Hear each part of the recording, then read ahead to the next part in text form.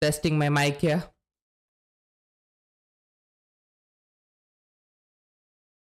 All right, let's do one more test.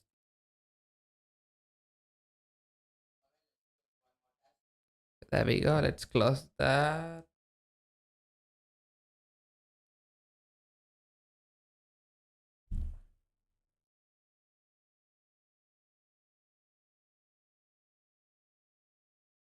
And here we go. All right. Welcome back to the stream.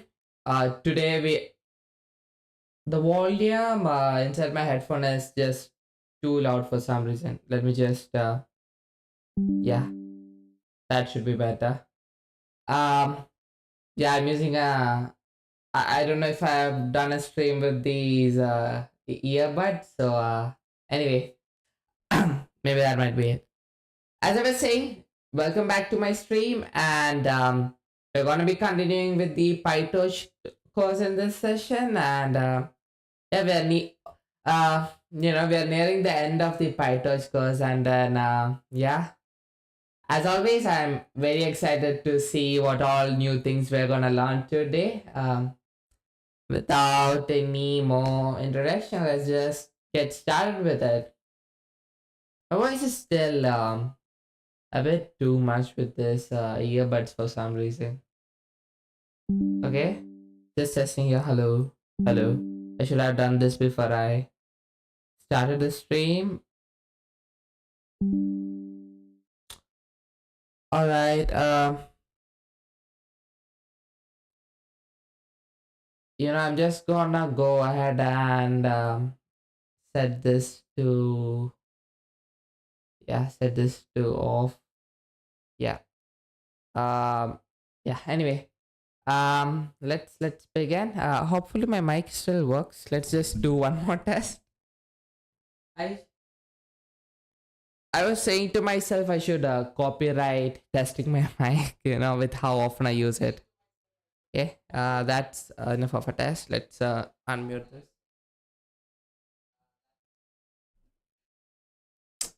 All right, cool. So yeah, let's begin. Course will teach you the foundations of machine learning and deep learning using Pytorch. So we were at where were we at? So yeah, yesterday we began with the pizza, steak, sushi recognizer. Would you call it an app? But let's just call it a model for now.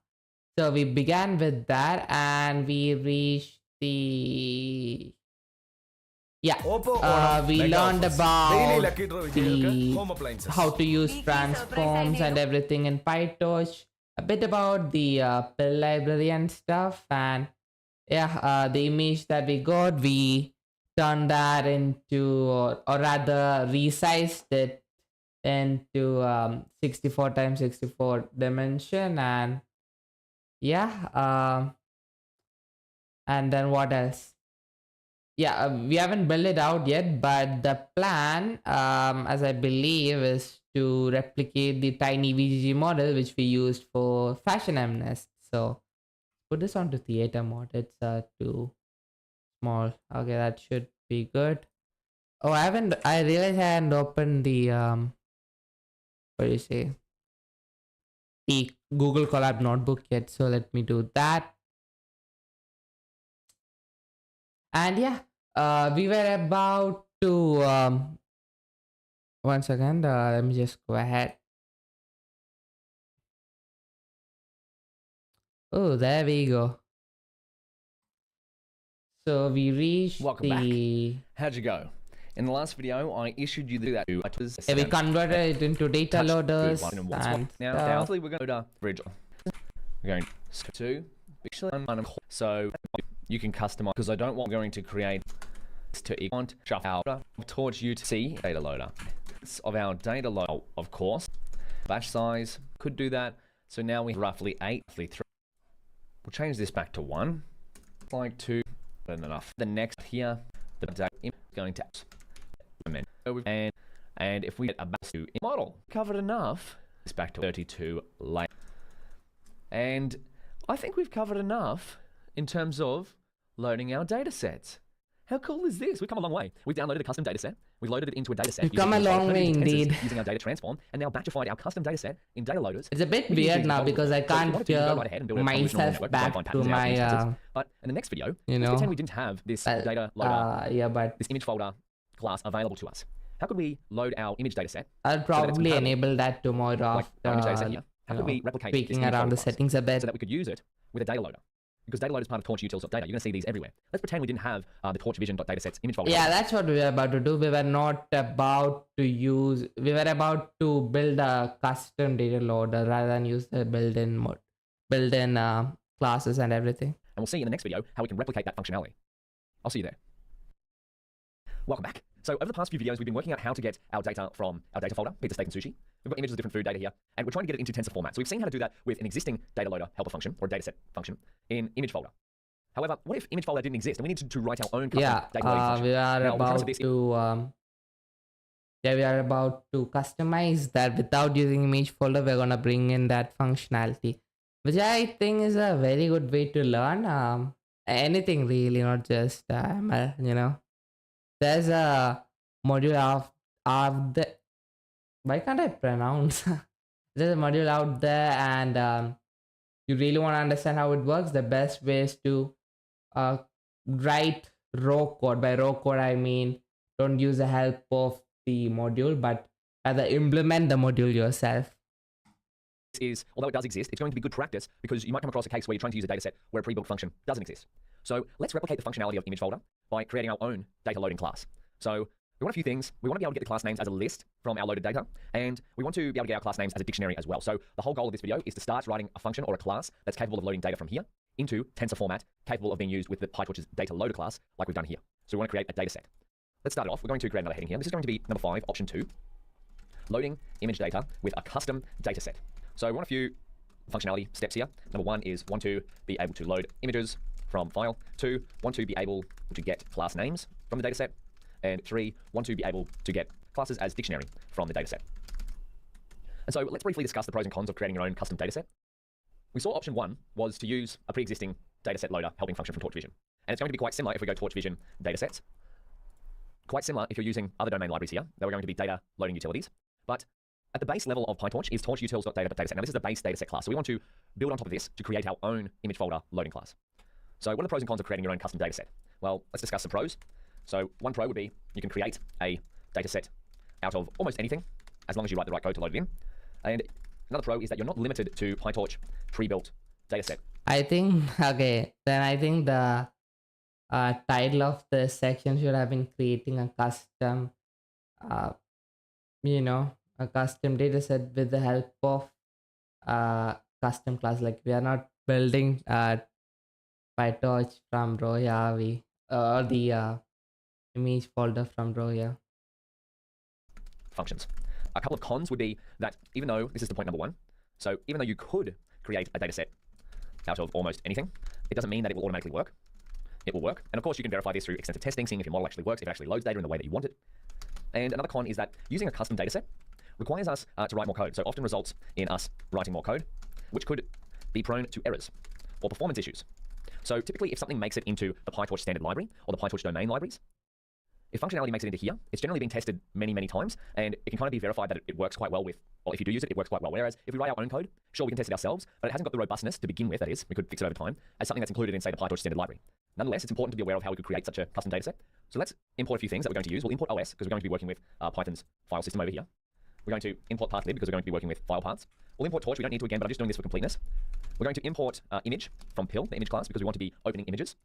I'm going to import from torchutils.data. I'm going to import dataset, which is a base dataset. And as I said over here, we can go to datasets, click on torchutils.data.dataset. This is an abstract class representing a dataset. And you'll find that this dataset links to itself. So this is the base dataset class. Many of the datasets in Pytorch, the pre-built functions, subclass this. So this is what we're going to be doing it.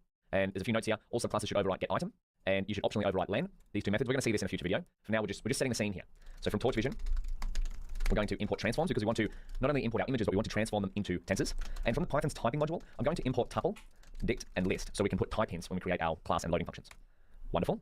So this is our instance of... I think this is the first tutorial that I've seen which actually uses type hints Like I mean, I use type hints fairly regularly when I write my code, my own personal projects, even for uh, even in code that I submit for work, I use type hints always. But I haven't actually seen it being used in a tutorial yet, and there we go. I think this is the first case where I've actually seen type hints being used. I mean, he has used it before, but yeah.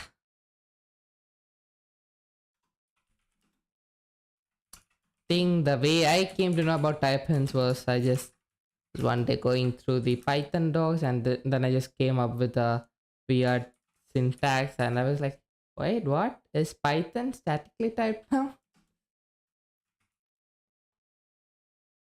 Torch vision.datasets image folder, torch vision.datasets.image folder. Let's have a look at the train data.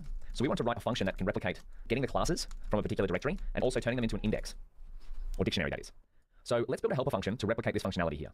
In other words, I'd like to write a helper function that if we pass it in a file path, such as pizza steak sushi or this data folder, it's going to go in here and it's going to return the class names as a list, and it's also going to turn them into a dictionary. This is going to be helpful for later on when we'd like to access the classes and the class to IDX. And if we really want to completely recreate image folder, well, image folder has this functionality, so we'd like that too. So this is just a little high-level overview of what we're going to be doing. I might link in here that we're going to subclass this. So all custom datasets in Pytorch often subclass this. So here's what we're going to be doing. Over the next few videos, we want to be able to load images from a file. Now you could replace images with whatever data that you're working with. The same premise will be here. You want to be able to get the class names from the dataset and want to be able to get classes as a dictionary from the dataset. So we're going to map our samples, our image samples, to their class name by just passing a file path to a function that we're about to write. And some pros and cons of creating a custom dataset. We've been through that. Let's in the next video start coding up a helper function to retrieve these two things from our target directory. In the last video, we discussed the exciting concept of creating a custom dataset. And we wrote down a few things that we want to get. We discussed some pros and cons, and we learned that many custom datasets inherit from torch.utils.dataset. So that's what we'll be doing later on. In this video, let's focus on writing a helper function to recreate this functionality. So I'm going to title this 5.1, creating a helper function to get class names. I'm going to turn this into Markdown. And if I go into here, so we want a function to, let's write down some steps and then we'll code it out. So we'll get the class names. We're going to use os.scandir. So it's going to scan a directory to traverse a target directory. And ideally, the directory is in standard image classification format. So just like the image folder class, our custom data class is going to require our data already be formatted in the standard image classification format, such as train and test for training and test images, and then images for a particular class are in a particular directory. So let's keep going. And number two, what else do we want to do? We want it to raise an error if the class names aren't found. So if this happens, there might be, we want this to hint at the fact that there might be something wrong with the directory structure. And number three, we also want to turn the class names into a dict and a list and return them. Beautiful. So let's get started. Let's set up the path directory for the target directory. So our target directory is going to be what? The directory we want to load, directory, if I could spell, we want to load our data from. Let's start with the training dir, just for an example. So target directory, what do we get? So we're just going to use the training folder as an example to begin with. And we'll go print target dir, we'll put in the target directory. Just want to exemplify what we're doing. And then we're going to get the class names from the target directory. So I'll show you the functionality of os.scandir. Of course, you could look this up in the Python documentation. So class names found, let's set this to be sorted, and then we'll get the entry name, entry.name for entry in list. So we're going to get os list scandir of the image path slash target directory. Let's see what happens when we do this. Target directory, have we got the right brackets here? Get the class names from the target directory. Why are we sorting it though? Oh, is that how you assign those labels? I guess we are sorting it because of by default. I don't think it's by default, but yeah. Anyway, by default, the directory that you view in Explorer or here, for example, comes in alphabetic order. So that might be the reason.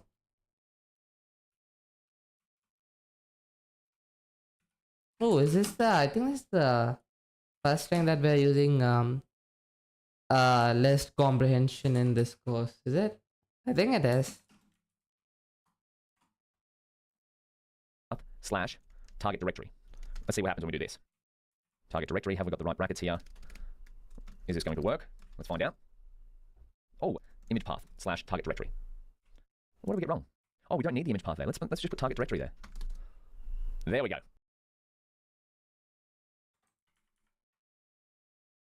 Beautiful. So we set up our target directory as being the training dir. And so if we just go, let's just do list. What happens if we just run this function here?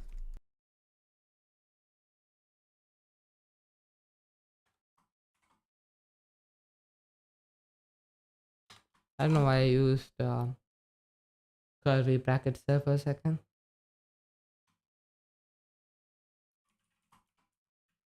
It's not curly brackets, it's curly brackets.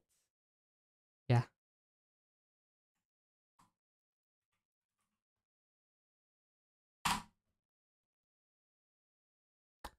Name train D. Oh, of course. I need to run this all over again, don't I? I should have run that while the video was running in the beginning. Okay, I'll just run all. Let's just also continue with the video in the time being. OS scander. Yeah, so there we go. So we have 3 directory entries. So this is where we're getting entry.name for everything in the training directory. So if we look in the training directory, what do we have? Train. And we have 1 entry for pizza, 1 entry for sushi, 1 entry for steak. Wonderful. So now we have a way to get a list of class names. And we could quite easily turn this into a dictionary, couldn't we? Which is exactly what we want to do. We want to recreate this, which we've done, and we want to recreate this, which we've also done. So now let's take this functionality here, and let's turn that into a function. All right, what can we do? What do we call this? I'm going to call this define classes, and I'm going to say that it takes in a directory, which is a string, and it's going to return, this is where I imported typing from Python typing, I imported tuple, and I'm going to return a list, which is a list of strings, and a dictionary, which is strings mapped to integers. Beautiful. So let's keep going. We want this function to return. Invalid sentence. Oh, okay. All right. Yeah, that's that was fairly quick. Given a target directory, we wanted to return these 2 things. So we've seen how we can get a list of the directories in a target directory by using OS scander. So let's write finds the classes, the class folder names in a target directory. Beautiful. And we know that it's going to return a list and a dictionary. So let's do step number 1. We want to get the class names by scanning the target directory. We'll go classes. We're going to replicate the functionality we've done above, but for any given directory here. So classes equals sorted entry.name for entry in OS scander. And we're going to pass it the target directory. Oops, it's not type. It's we're going to return a tuple with the first entry being a list of string, and then a dictionary, a class index, basically.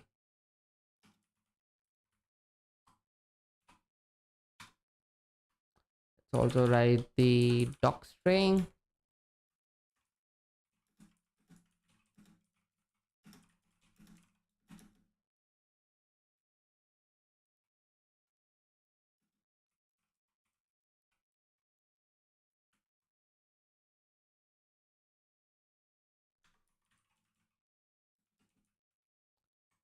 We can just copy this code, can't we? If entry dot is dirt. We're just going to make sure it's a directory as well. Oh, wait, hold on a second. What?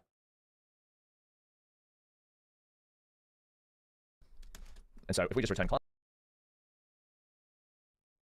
Entry name for entry, and maybe he'll convert it into a list or something later. Oh, no, we're just making it more less prone. If entry dot is even a directory.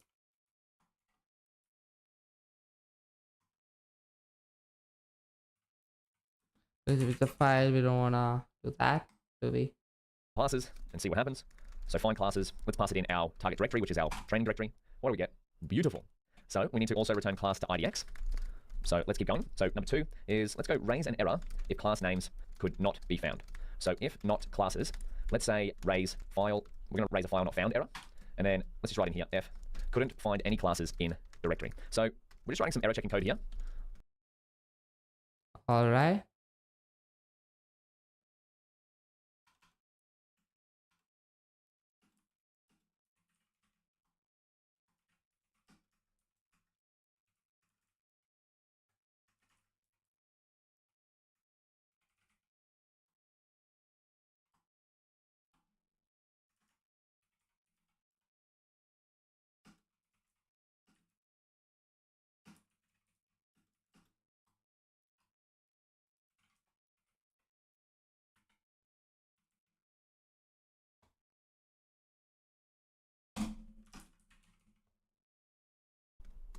So if we can't find a class We haven't list, created a class to index, right? In class to index is just gonna be, we'll do it at what's that? A dictionary comprehension way, which is probably what you know, Daniel is gonna do anyway. So anyhow, so basically it's gonna be class and oh, actually we can't use class. The word class can't be.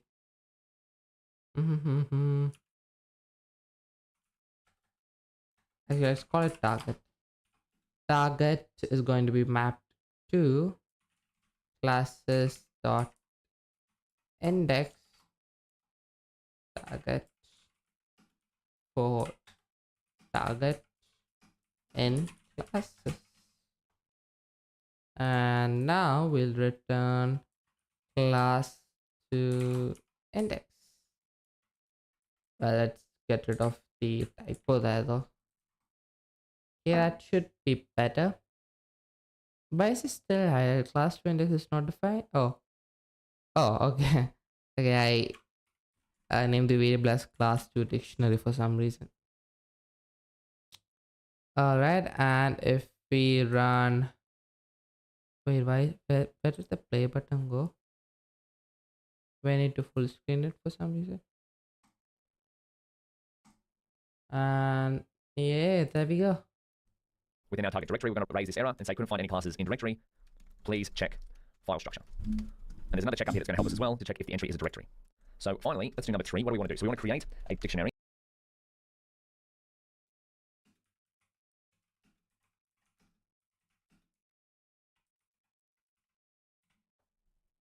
of index labels. So computers, why do we do this? Well, computers prefer numbers rather than strings as labels. So we can do this. We've already got a list of classes. So let's just create class to IDX equals class name I for I class name in enumerate classes. Let's see what I guess that's a better way to do it because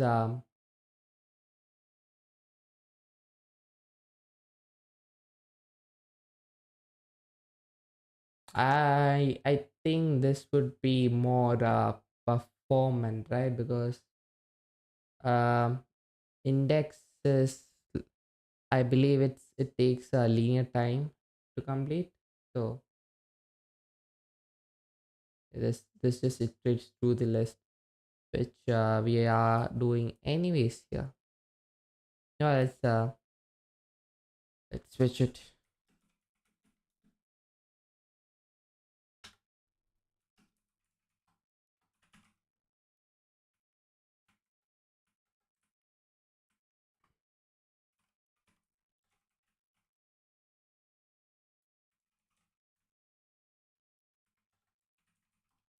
I mean, for our size of list, it really doesn't matter, but still.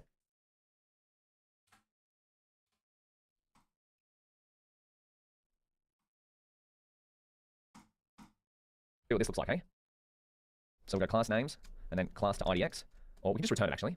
Did we spell enumerate wrong? Yes, we did. So what this is going to do is going to map a class name to an integer, or to I, for I class name in enumerate classes. So it's going to go through this, and it's going to go for I, so the first one, 0, is going to be pizza, ideally, 1 will be steak, 2 will be sushi. Let's see how this goes. Beautiful, look at that. We've just replicated the functionality of image folder. So now we can use this helper function in our own custom dataset, find classes, to traverse through a target directory such as train. We could do the same for test if we wanted to too. And that way, we've got a list of classes, and we've also got a dictionary mapping those classes to integers. So now, let's in the next video move towards subclassing torchutils.data.dataset, and we're going to fully replicate image folder. So I'll see you there. In the last video, we wrote a great helper function called find classes that takes in a target directory and returns a list of classes and a dictionary mapping those class names to an integer. So let's move forward, and this time we're going to create a custom dataset to replicate image folder. Now, we don't necessarily have to do this, right, because image folder already exists, and if something already exists in the Pytorch library, chances are it's going to be tested well, it's going to work efficiently, and we should use it if we can. But if we needed some custom functionality, we can always build up our own custom dataset by subclassing torch.utils.data.dataset, or if a pre-built dataset function didn't exist, well, we're probably going to want to subclass torchutils.data.dataset anyway. And if we go into the documentation here, there's a few things that we need to keep in mind when we're creating our own custom dataset. All datasets that represent a map from keys to data samples, so that's what we want to do. We want to map keys, in other words, targets or labels, to data samples, which in our case are food images. So we should subclass this class here. Now, to note, all subclasses should overwrite getItem. So getItem is a method in Python which is going to get an item or get a sample, supporting fetching a data sample for a given key. So, for example, if we wanted to get sample number 100, this is what getItem should support. It should return us sample number 100.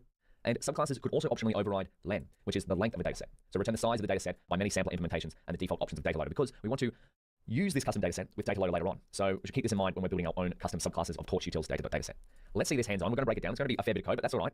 Nothing that we can't handle. So to create our own custom dataset, we want to, number one, first things first is we're going to subclass torch.utils.dataset. Two, what do we want to do? We want to init our subclass with a target directory, so the directory we'd like to get data from, as well as a transform if we'd like to transform. Oh, look at that. We have a second viewer right now. Hi to whoever just came to the stream right now. Welcome to the stream. Let's write them down here. We want paths, which will be the paths of our images. What else do we want? We want transform, which will be the transform we'd like to use. We want classes, which is going to be a list of the target classes. And we want class to IDX, which is going to be a dict of the target classes mapped to integer labels. Now, of course, these attributes will differ depending on your dataset, but we're replicating image folder here, so these are just some of the things that we've seen that come with image folder. But regardless of what dataset you're working with, there are probably some things that you want across from Universal. You probably want all the paths of where your data is coming from, the transforms you'd like to perform on your data, what classes you're working with, and a map of those classes to an index. So let's keep pushing forward. We want to create a function to load images, because after all, we want to open some images. So this function will open an image. Number 5, we want to... Okay, and I'm just reading through this. Int a subclass with a target directory. Okay. And then we have a couple of attributes there: path, transform, classes, class to index. The latter two we have already built out, or at least we built the code to get it right. Overwrite the len method to return the length of our dataset. So just like it said in the documentation, if you subclass to return the length of our dataset. So just like it said in the documentation, if you subclass using torch.utils.dataset, you should overwrite get item, and you should optionally overwrite len. So we're going to, instead of optionally, we are going to overwrite length. And number 6, we want to overwrite the get item method to return a given sample when passed an index. Excellent. So we've got a fair few steps here, but if they don't make sense now, it's okay. Let's code it out. Remember our motto: if in doubt, code it out. And if in doubt, run the code. So we're going to write a custom dataset. This is so exciting because when you work with pre-built datasets, it's pretty cool in machine learning. But when you can write code to create your own datasets, then that's magic. So number 1 is we're going to, well, number 0 is we're going to import. That's the real thrill of machine learning, isn't it? Dataset. We don't have to rewrite this. We've already imported it, but we're going to do it anyway for completeness. Now, step number 1 is to subclass it. Subclass torch utils data dataset. So just like when we built a model, we're going to subclass NN module, but in this time we're going to call our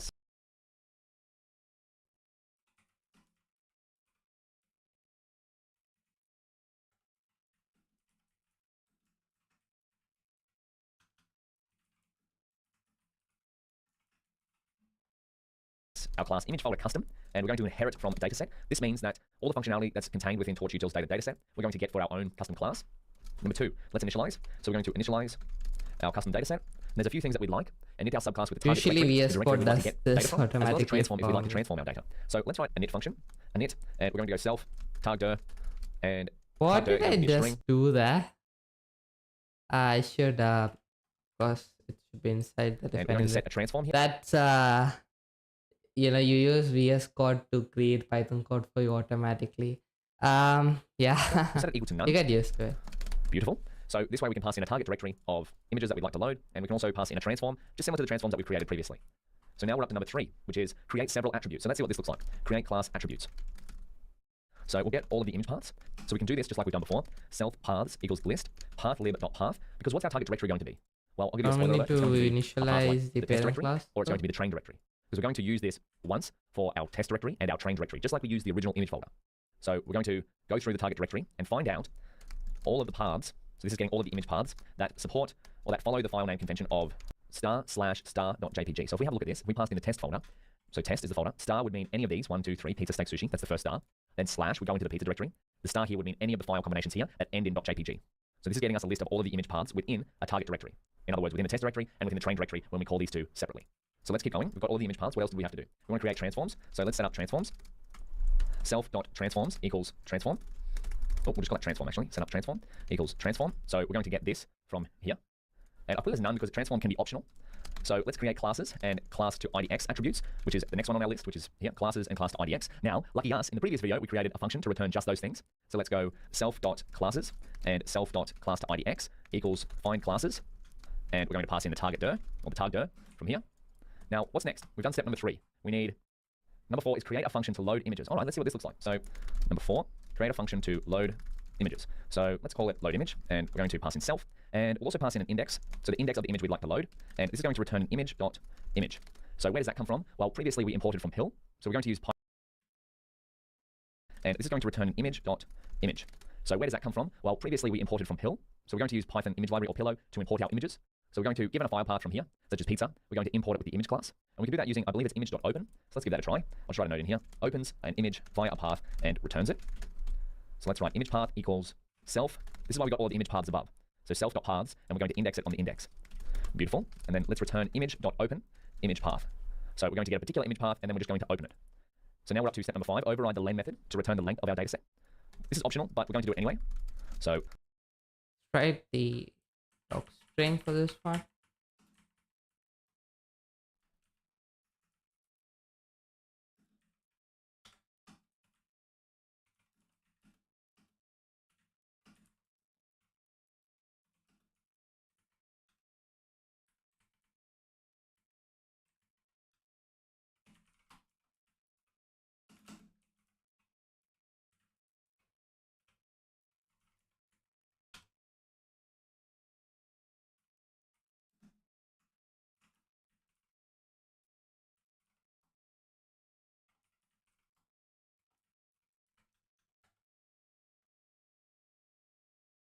overwrite len.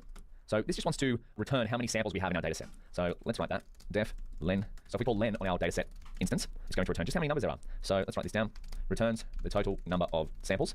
And this is just going to be simply return length or len of self.paths. So for our target directory, if it was the training directory, we return the number of image paths that this code has found out here. And same for the test directory. So next, we're going to go, number 6 is we want to overwrite. We put this up here, the get item method. So this is required if we want to subclass torch utils data dataset. So this is in the documentation here. All subclasses should override get item. So we want get item to, if we pass it an index to our dataset, we want it to return that particular item. So let's see what this looks like. Override the get item method to return a particular sample. And now this method is going to leverage get item, all of the code that we've created above. So this is going to go take in self, which is the class itself, and it's going to take in an index, which will be of an integer, and it's going to return a tuple of torch.tensor and an integer, which is the same thing that gets returned when we index on our training data. So if we have a look, image label equals train data 0, get item is going to replicate this. If we pass it an index here, I see. let's check out the image and the label. Basically, we're building the train data was created with image folder from torchvision.datasets. And so we want our get item to return an image and a label, which is a tuple of a torch tensor, where the image is of a tensor here, and the label is of an integer, which is the label here, the particular index as to which this image relates to. So let's keep pushing forward. I'm going to write down here, returns one sample of data and label, x, and well, we'll just go xy, so we know that it's a tuple. Beautiful. So let's set up the image. What do we want the image to be? Well, this is what we're going to call on our self.load image function, which is what we've created up here. Do you see the customization capabilities of creating your own class? So we've got a fair bit of code here, right? But essentially all we're doing is we're just creating functions that is going to help us load our images into some way, shape, or form. Now, again, I can't stress this enough, regardless of the data that you're working on, the pattern here will be quite similar. You'll just have to change the different functions you use to load your data. So let's load an image of a particular index. So we pass in an index here. It's going to load an image. Then what do we do? Well, we want to get...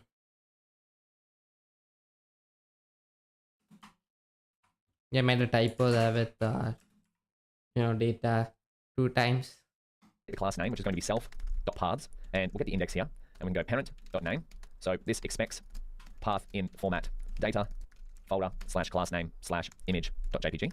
That's just something to be aware of. And the class IDX is going to be self.class.idx, and we'll get the class name here. So now we have an image. By loading in the image here, we have a class name.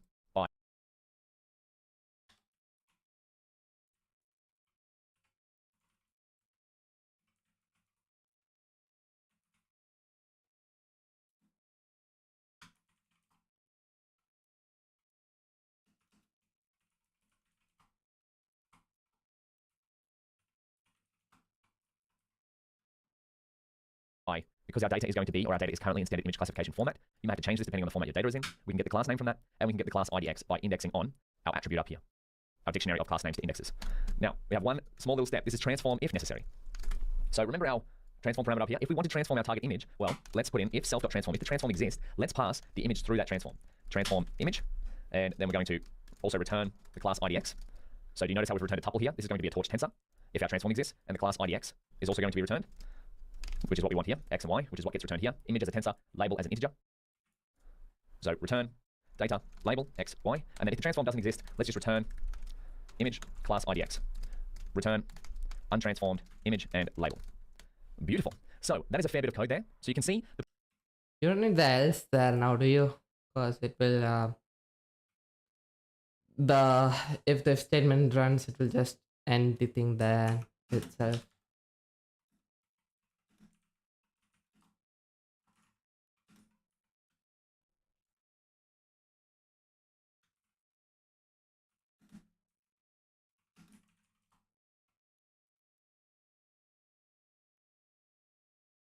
untransformed image and label. Beautiful. So that is a fair bit of code there. So you can see the pro of subclassing Torch utils data.dataset is that we can customize this in almost any way we wanted to load whatever data that we're working with, or almost any data. However, because we've written so much code, this may be prone to errors, which we're going to find out in the next video to see if it actually works. But essentially all we've done is we've followed the documentation here, torch.utils data.dataset. I think it would work. We haven't made any error here. To replicate the functionality of an existing data loader function. I mean, I don't think Daniel has called super.init, but even so, even if he did not call that, he hasn't used anything else here, has he? Folder. We'll see. Ideally, if we've done it right, we should be able to write code like this, passing in a root directory such as the training directory, a particular data transform, and we should get very similar instances as image folder, but using our own custom dataset class. So let's try that out in the next video. So now we've got a custom image folder class that replicates the functionality of the original image folder data load class, or dataset class that is.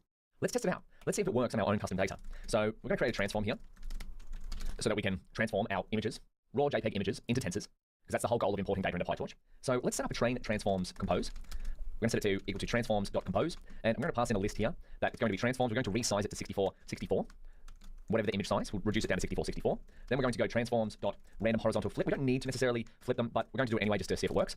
And then let's put in here transforms.toTensor, because our images are getting opened as a pill image using image.open, but now we're using the toTransform from Pytorch or torchvisions.transforms.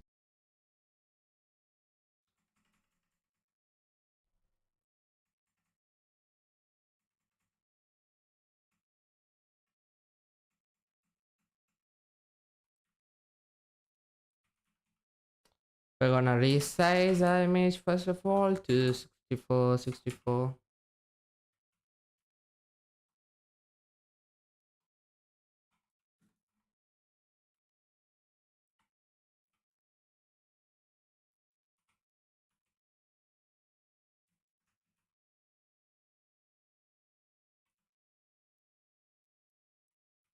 Horizontal flip.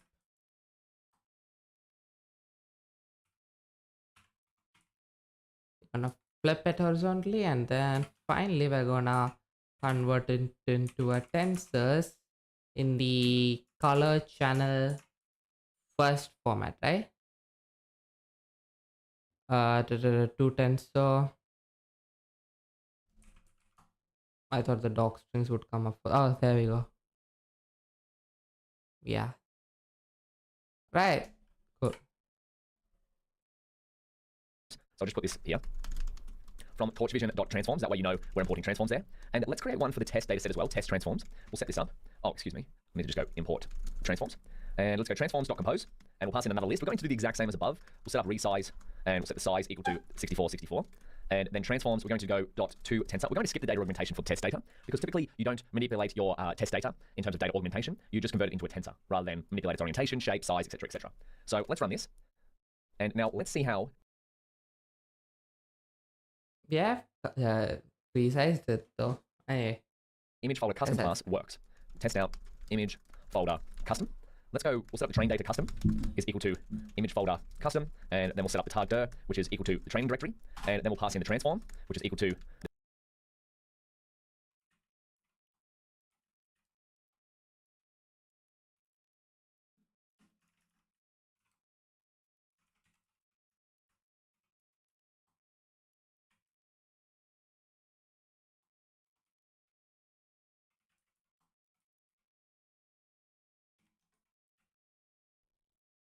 the train transforms, which we just created above, train transforms. And then we're going to, I think that's all we need actually. We only had two parameters there. We're not going to use the target transform because our labels, we've got a helper function to transform our labels. So test data custom is going to be image folder custom, and we're going to set up the targdir to be equal to the test directory, and the transform is going to be the test transforms from the cell above there. And what's GoLab telling me there? Oh.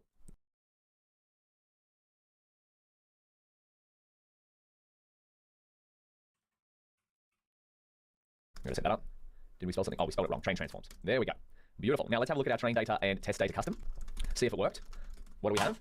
Oh, we have image folder custom. Well, it doesn't give us as much rich information as just checking it out as it does for the train data, but that's okay.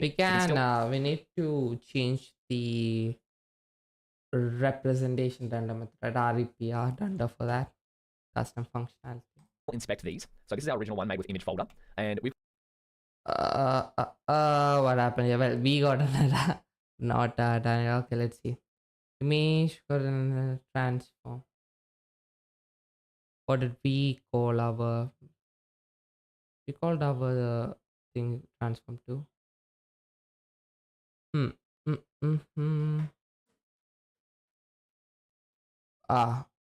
It should be transform, not transform. And yeah, we've got now train data custom and test data custom. Let's see if we can get some information from these. So let's check the original length of the train data and see if we can use the len method on our train data custom. Did that work? Wonderful. Now how about we work with the original test data made with image folder and our custom version? Okay, let's just do this. It should be on the same line for some reason. And yeah, let's see whether our length under method is working.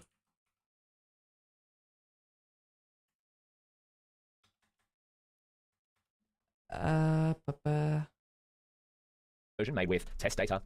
Oh, we're just comparing it. Okay, you know what? Let's do assert. I rarely use assert, you know.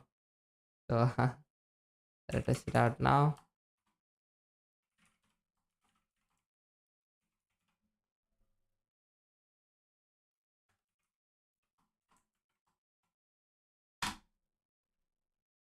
Right, and on the next line, let's do it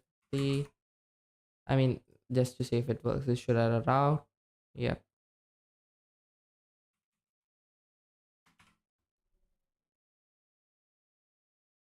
Or image folder custom. Beautiful, that's exactly what we want. And now let's have a look at the train data custom. Let's see if the classes attribute comes up. Dot classes, and we'll just leave that there. We'll do the class.idx. Yes, it is. So this attribute here is, I wonder if we get information from Google Colab. Loading. What do we get? Oh, classes to IDX, classes, load image, paths, transform. So if we go back up here, all these attributes are from here. Paths, transform, classes, class to IDX. But he did not call the super dot in it though, I mean. Then why did he make the parent-child data set as well as load image. So this is all coming from the code that we wrote, our custom dataset class. So let's keep pushing forward. Let's have a look at the class to IDX. Do we get the same as what we wanted before? Yes, we do. Beautiful. A dictionary containing our string names and their integer associations. So let's now check for equality. We can do this by going check for equality between original image folder dataset and image folder custom dataset. Now we've kind of already done that here, but let's just try it out. Let's go print. Let's go train data custom dot classes. Is that equal to train? Oh, I don't want 3 equals. Train data the original one dot classes, and also print. Let's do test data custom dot classes. Is this equal to test data the original one classes? True and true. Now you can try this out. In fact, it's a little exercise to try it out to compare the others. But congratulations to us, we have replicated the main functionality of the image folder dataset class. And so the takeaways from this is that whatever data you have, Pytorch gives you a base dataset class to inherit from, and then you can write a function or a class that somehow interacts with whatever data you're working with. So in our case, we load in an image, and then as long as you override the len method and the get item method and return some sort of values, well, you can create your own dataset loading function. How beautiful is that? So that's going to help you work with your own custom datasets in Pytorch. So let's keep pushing forward. We've seen analytically that our custom dataset is quite similar to the original Pytorch torchvision.datasets image folder dataset. But you know what I like to do? I like to visualize things. So let's in the next video create a function to display some random images from our train data custom class. It's time to follow the Data Explorer's motto of visualize, visualize, visualize. So let's create another section. I'm going to write here a title called create a function to display random images. And sure, we've had a look at the different attributes of our custom dataset. We see that it gives back a list of different class names. We see that the lengths are similar to the original, but there's nothing quite like visualizing some data. So let's go in here. We're going to write a function, a helper function. So step number 1, we need to take in a dataset. So one of the datasets that we just created, whether it be train data custom or train data, and a number of other parameters, such as class names and how many images to visualize. And then step number 2 is to prevent the display getting out of hand, let's cap the number of images to see at 10, because look, if our dataset is going to be thousands of images and we want to put in a number of images to look at, let's just make sure the maximum is 10. That should be enough. So we'll set the random seed for reproducibility. Number 4 is let's get a list of random samples. So we want random sample indexes. Let's get rid of this S. From, what do we want it from? From the target dataset. So we want to take in a data set, and we want to count the number of images we're seeing. We want to set a random seed. And do you see how much I use randomness here to really get an understanding of our data? I really love harnessing the power of randomness. So we want to get a random sample of indexes from all of our data set. And then we're going to set up a matplotlib plot. Then we want to loop through. So what are we going to do? Create a function to display random images. To prevent the display getting out of hand, we're going to cap the number of images. Then we set random seed and we get random indexes. And we plot it.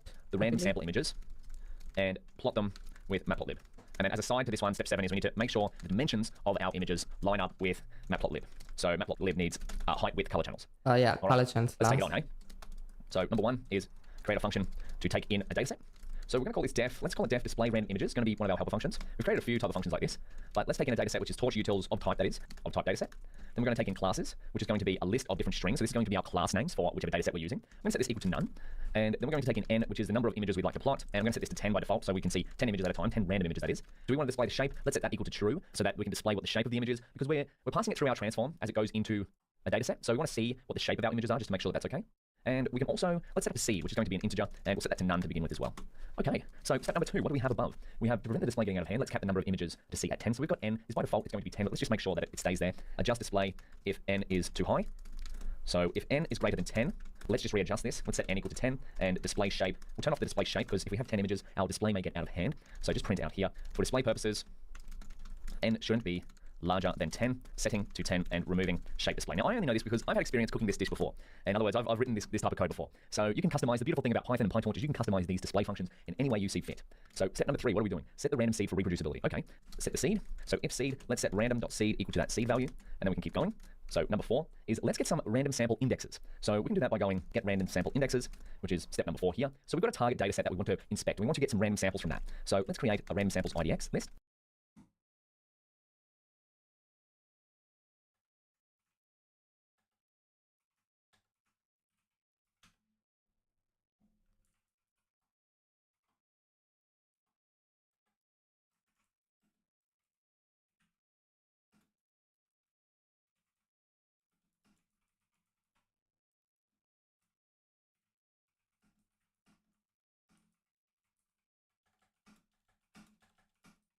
Why can't I? Yeah, there we go. And I'm going to randomly sample from a length of our data set, or sorry, a range of the length of our data set. And I'll show you what this means in a second. And the k, oh, excuse me, have we got enough brackets there? I always get confused with the brackets. The k is going to be n. So in this case, I want to randomly sample 10 images from the length of our data set, or 10 indexes. So let's just have a look at what this looks like. We'll put in here our trained data custom here. So this is going to take a range of the length of our trained data custom, which is what? 225. We looked at that before, just up here. Length of this. So between 0 and 255, we're going to get 10.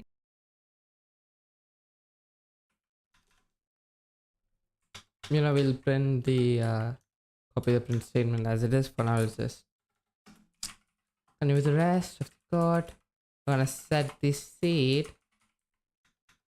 and then we're gonna take a couple of random indexes.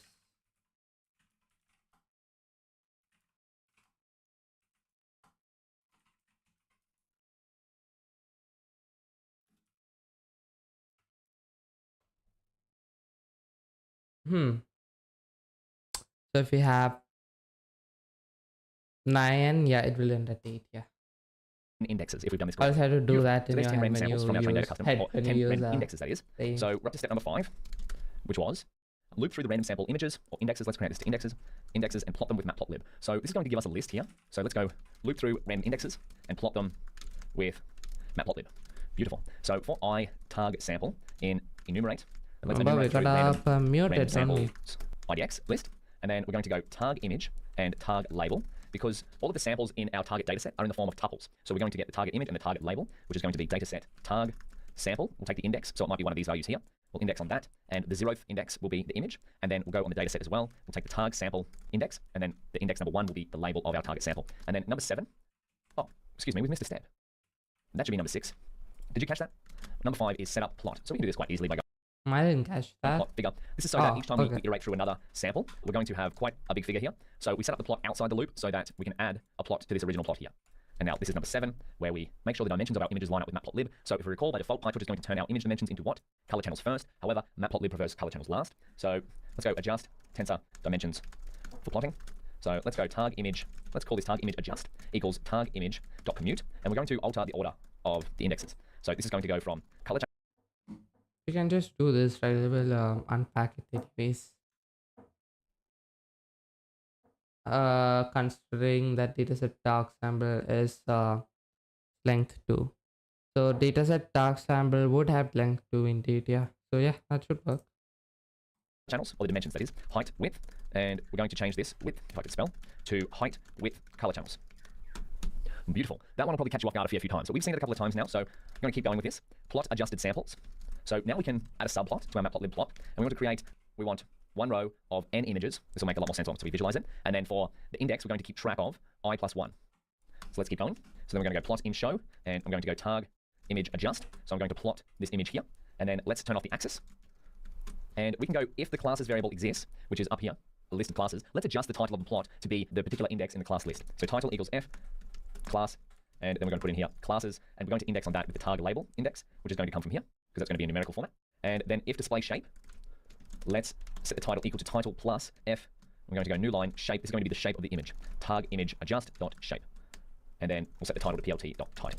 So you see how if we have display shape, we're just adjusting the title variable that we created here, and then we're putting the title onto the plot. So let's see how this goes. That is quite a beautiful function. Let's pass in.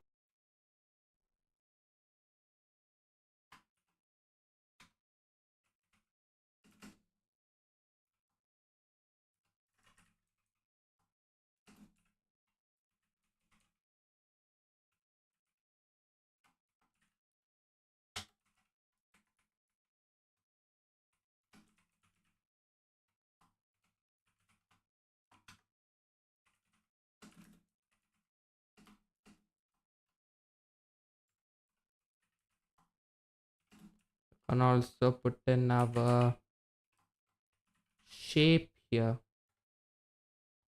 What's happening? What's target image adjust? Yeah.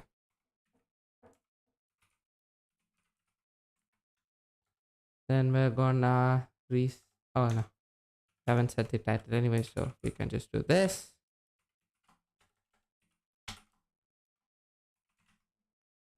Variable that we created here, and then we're putting the title onto the plot. So let's see how this goes. That is quite a beautiful function. Let's pass in one of our data sets and see what it looks like. Let's plot some random images. So what does plotted subplot do though? Matplotlib subplot. Let's see. So here we have two numpy arrays with x and y values. So basically, what does 1 to 1 say?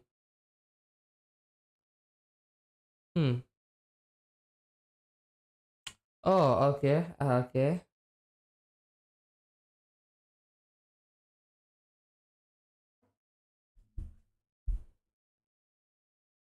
Basically, we are creating a subplot because I can't. Yeah, we're creating a plot inside a plot with this. Which one should we start I with mean, first? So two plots in this case. Random images. So this will create how many subplots and but what are these? What do these 3 values mean? Are they coordinates?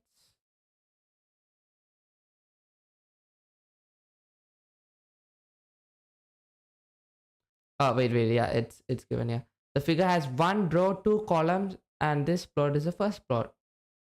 Oh, okay. The last number represents what number the plot is, and 1n means, what does 1n mean? The figure has 1 row, 2 okay. In this case, the figure has 1 row and 2 columns.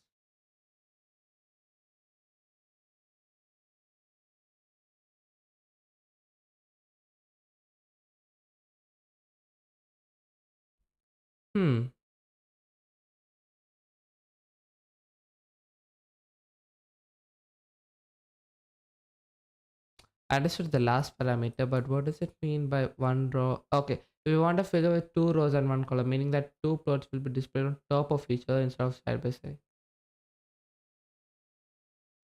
Oh, I see. If 2 comes first here, then the plots would be stacked on top of each other. And here I believe it will just, from what we're doing here, it should just be it should just go in a straight line.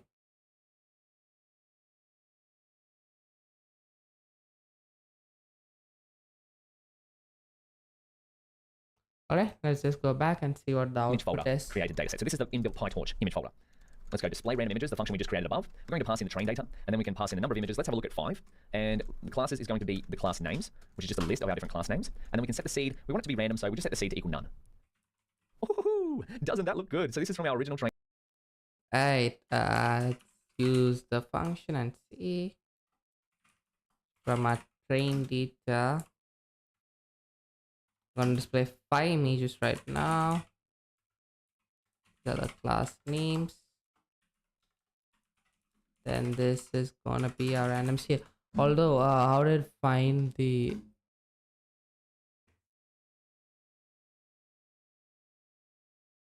Where are we using classes here? Are we using classes here anyway? Is it highlighted? Oh, we are. For what exactly?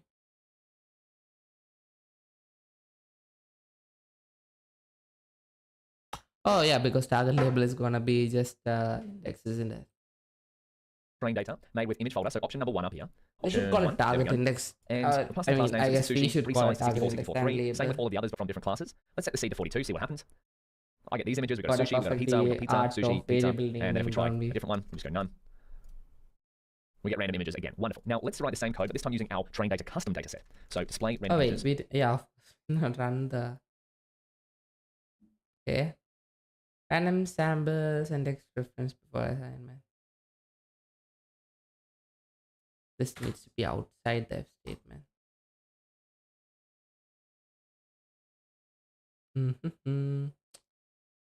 Temps.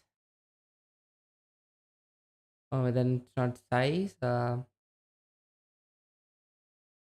We're using permute. Okay, let's not use a quad there. And there you go.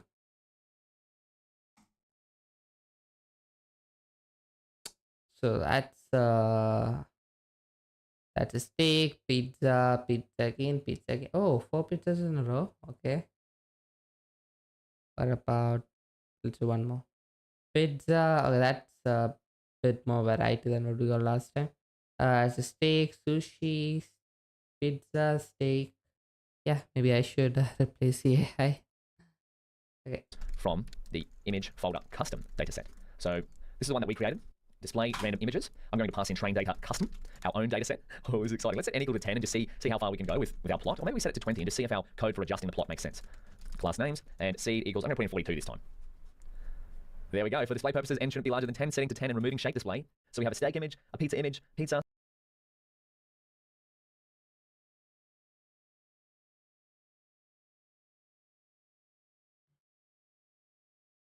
Steak, pizza, pizza, pizza, pizza, steak, pizza. If we turn off the random seed, we should get another 10 random images here.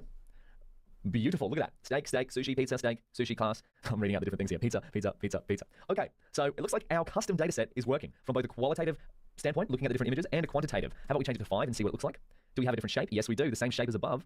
Wonderful. Okay, so we've got train data custom, and we've got train data which is made from image folder, but the premises remain. We've built up a lot of different ideas, and we're looking at things from different points of view. We are getting our data from the folder structure here into tensor format. So there's still one more step that we have to do, and that's go from dataset to data loader. So in the next video, let's see how we can turn our custom loaded images, train data custom, and test data custom into data loaders. So you might want to go ahead and give that a try yourself. We've done it before up here. Turn loaded images into data loaders. We're going to replicate the same thing as we did in here for our option number 2, except this time we'll be using our custom dataset. I'll see you in the next video. Aren't they some good looking images? And even better that they're from our own custom dataset. Now we've got one more step. We're going to turn our dataset into a data loader. In other words, we're going to batchify all of our images so they can be used with a model. And I gave you the challenge of trying this out yourself in the last video, so I hope you gave that a go, but let's see what that might look like in here. So I'm going to go 5.4. Let's go, what should we call this? So turn custom loaded images into data loader. So this is just goes to show that we can write our own custom dataset class, and we can still use it with Pytorch's data loader. So let's go from utils torch.utils, that is utils.data, import data loader. We'll get that in here. We don't need to do that again, but I'm just doing it for completeness. So we're going to set this to train data loader custom, and I'm going to create an instance of data loader here. And then inside, I'm going to pass the data set, which is going to be train data custom. I'm just going to set a universal parameter here in capitals for batch size equals 32, because we can come down here, we can set the batch size, we're going to set this equal to 32, or in other words, the batch size parameter we set up there. We can set the number of workers here as well. If you set to 0, let's go see what the default is actually. Torch, util. Do you get a message?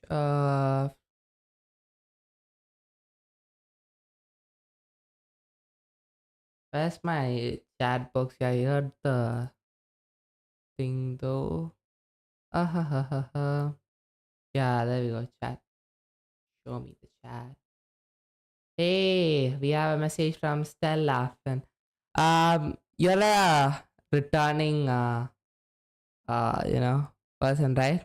You've been here before. I'm doing good. What about you?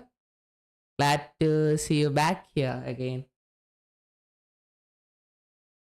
Just doing a late night session of Pytorch here.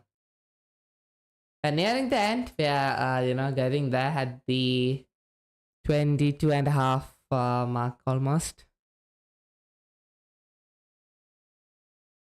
Utils, data, loader. Yeah. What's the default number of workers?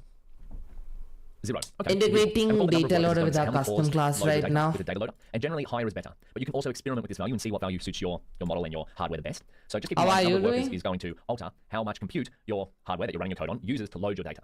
So by default it's set to 0. And then we're going to shuffle the training data. Wonderful. And let's do the same for the test data loader. We'll create test data loader custom.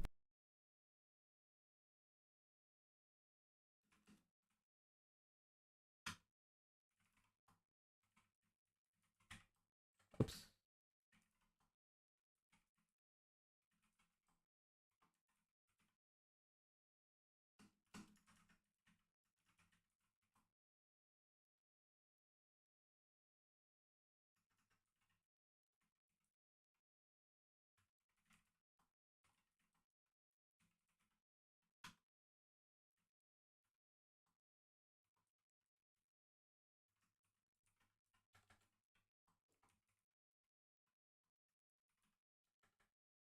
Why are we putting number of workers as 0? 0 is going to alter how much compute your hardware that you're running your code on uses to load your data. So by default it's set. Wait, why is it 0 by default? And generally higher is better. But you can also experiment with this value and see what value suits your model and your hardware the best. So just keep in mind that number of workers is going to alter how much compute your hardware that you're running your code on uses to load your data. So by default it's set to 0. And then we're going to shuffle the training data. Wonderful. And let's do the same for the test data loader. We'll create test data loader custom. And I'm going to create a new instance. So let me make a few code cells here. Or maybe it takes all the cores into work by default, perhaps.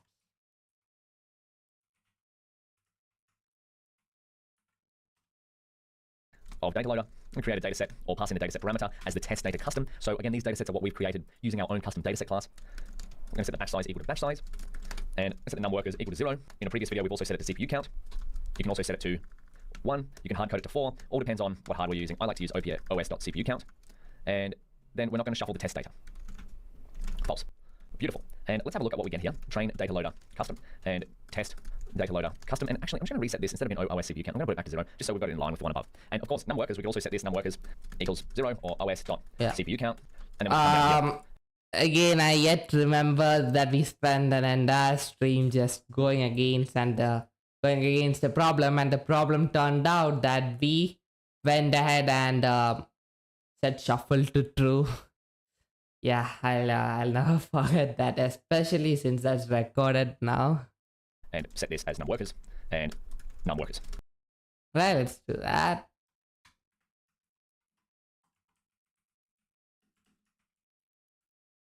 And we need to import OS. So. And let's have a look to see if it works.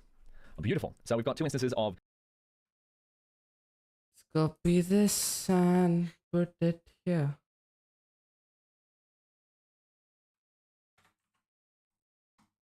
Utils.data loader. Now let's just get a single sample from the train data loader here, just to make sure the image shape and batch size is correct. Get image and label from custom data loader. We want image custom, and I'm going to go label custom equals next, and I'm going to iter over the train data loader custom. And then let's go print out the shapes. We want image custom dot shape and label custom. Do we get a shape here? Beautiful. There we go. So we have a shape here of 32 because that is our batch.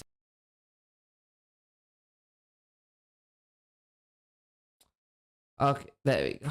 That should fix it. Size. Then we have 3 color channels, 64, 64.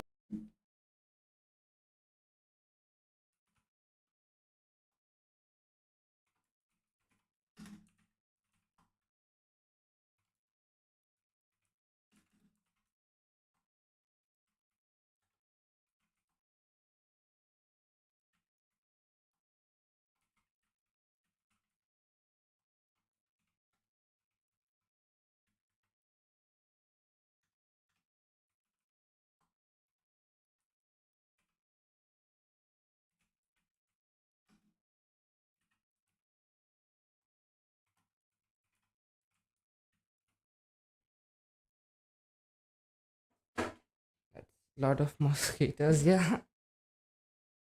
Okay.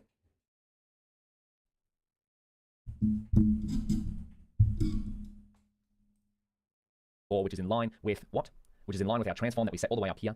Transform, we transform our image. You may want to change that to something different depending on the model you're using, depending on how much data you want to be comprised within your image. Recall, generally a larger image size encodes more information. And this is all coming from our original image folder custom dataset class. So look at us go. And I mean, this is a lot of code here, or a fair bit of code, right? But you could think of this as like you write it once, and then if your dataset So what's that? I didn't hear image, that. recall, generally a larger image size encodes more information. And this is all coming from our original image folder custom dataset class. So look at us go. And I mean, this is a lot of code here, or a fair bit of code, right? But you could think of this as like you write it once, and then if your dataset continues to be in this format, well, you can use this over and over again. So you might put this image folder custom into a helper function file over here, such as dataset.py or something like that. And then you could call it in future code instead of rewriting it all the time. And so that's just exactly what Pytorch has done with torchvision.datasets.image folder. So we've got some shapes here, and if we wanted to change the batch size, what do? We just change it like that. 64. Remember, a good batch size is also a multiple of 8 because that's going to help out computing. And batch size equals 1. We get a batch size equal of 1. Whew, we've been through a fair bit, but we covered a very important thing, and that is loading your own data with a custom dataset. So generally, you will be able to load your own data with an existing data loading function or dataset function from one of the Torch domain libraries, such as Torch Audio, Torch Text, Torch Vision, Torch Rec, and later on when it's out of beta, Torch Data. But if you need to create your own custom one, well, you can subclass torch.utils.data.dataset and then add your own functionality to it. So let's keep pushing forward. Previously, we touched a little bit on transforming data, and you may have heard me say that Torch Vision transforms can be used for data augmentation. And if you haven't, that is what the documentation says here. But data augmentation is manipulating our images in some way, shape, or form so that we can artificially increase the diversity of our training dataset. So let's have a look at that more in the next video. I'll see you there.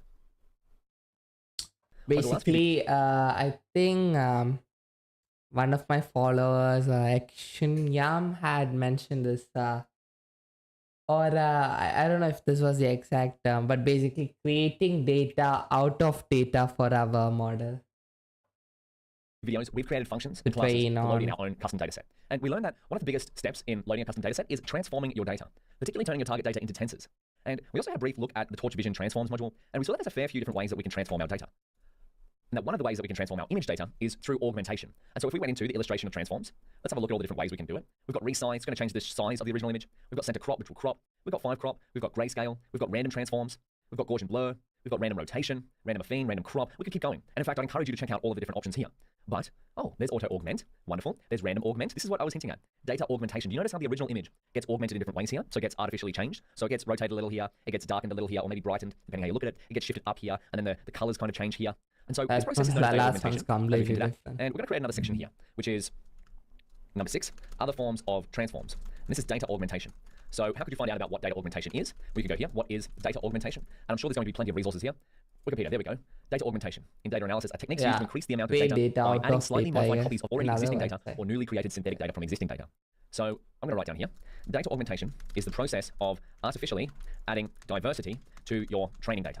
Now, in the case of image data, this may mean images. And we saw a whole bunch of those in the Torch Vision transforms package. But now let's have a look at one type of data augmentation in particular, and that is trivial augment. But just to illustrate this, I've got a slide here ready to go. We've got what is data augmentation, and it's looking at the same image but from different perspectives. And we do this, as I said, to artificially increase the diversity of a data set. So if we imagine our original image is over here on the left, and then if we wanted to rotate it, we could apply a rotation transform. And then if we wanted to shift it on the vertical and the horizontal axis, we could apply a shift transform. And if we wanted to zoom in on the image, we could apply a zoom transform. And there are many different types of transforms. As I've got a note here. I just want there are many to different types of data augmentation, such as cropping, replacing, shearing, and this slide only demonstrates a few. But I'd like to highlight another type of data augmentation, and that is one used to recently train Pytorch Torch Vision image models to state-of-the-art levels. So let's take a look at one particular type of data augmentation used to train Pytorch vision models to state-of-the-art levels. Now, just in case you're not sure why we might do this, we would like to increase the diversity of our training data so that our images become harder for our model to learn, or it gets a chance to view the same image from different perspectives so that when you use your image classification model in practice, it's seeing the same sort of images but from many different angles. So hopefully it learns patterns that are generalizable to those different angles. So this practice hopefully results in a model that's more generalizable to unseen data. And so if we go to Torch Vision, state of the art, here we go. So this is a recent blog post by the Pytorch team, how to train state-of-the-art models, which is what we want to do. State-of-the-art means best in the business, otherwise known as SOTA. You might see this acronym quite often, using Torch Vision's latest primitives. That's what SOTA stands for. I didn't know that. So Torch Vision is the package that we've been using to work with vision data, and Torch Vision has a bunch of primitives, which are, in other words, functions, that help us train really good performing models. So blog post here.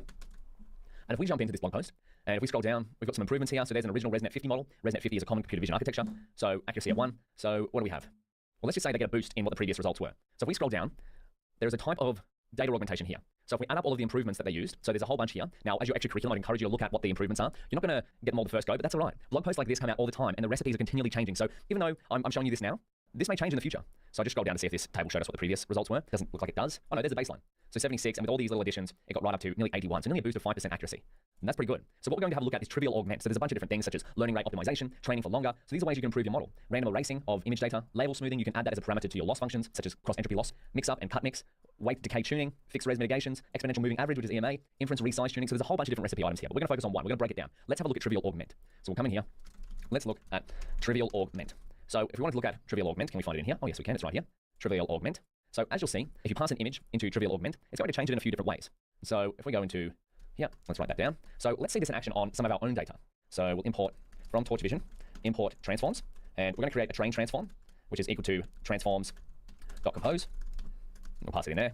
And this is going to be very similar to what we've done before in terms of composing a transform. What do we want to do? Well, let's say we wanted to resize one of our images, or an image going through this transform. Let's change its size to 224, which is a common size in image classification. And then it's going to go through transforms. We're going to pass in a trivial augment wide. And there's a parameter here, which is number of magnitude bins, which is basically a number from 0 to 31, 31 being the max, of how intense you want the augmentation to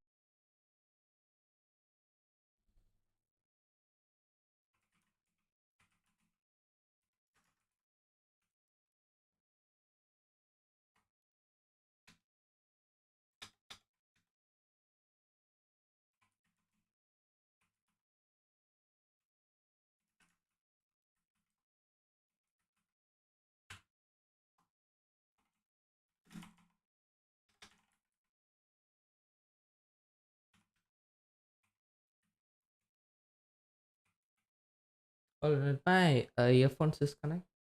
happen. So say we only put this as 5, our augmentation would What happened to this right headphone? It just disconnected all of a sudden.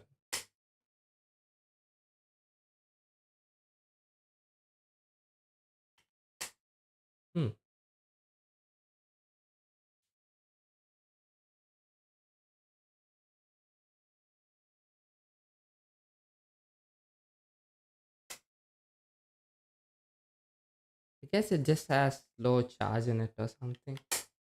Anyway, I guess we'll just roll with one earphone for now. would be of intensity from 0 to 5. And so in that case, the maximum wouldn't be too intense. So if we put it to 31, it's going to be the max intensity. And what I mean by 31 being the max, of how intense you want the augmentation to happen. So say we only put this as 5, our augmentation would be of intensity from 0 to 5. And so in that case, the maximum wouldn't be too intense. So if we put it to 31, it's going to be the max intensity. Or more. What do we want to do? Well, let's say we wanted to resize one of our images, or an image going through this transform. Let's change its size to 224, which is a common size in image classification.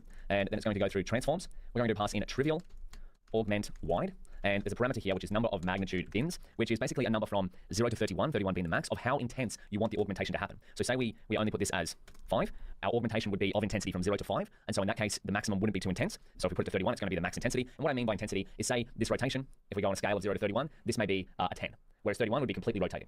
And same with all these others. It's like, okay, you wanna apply these different transformations, ironically. But how powerfully do you want to do it, right? Yeah. Right, so the lower this number, the less the maximum upper bound of the less transform the transform is actually gonna take place. Is let this just be in there for like 10 minutes or something, or maybe 5, and we'll just take out that Then if we go transforms dot to tensor, wonderful. So there we just implemented trivial augment. How beautiful is that?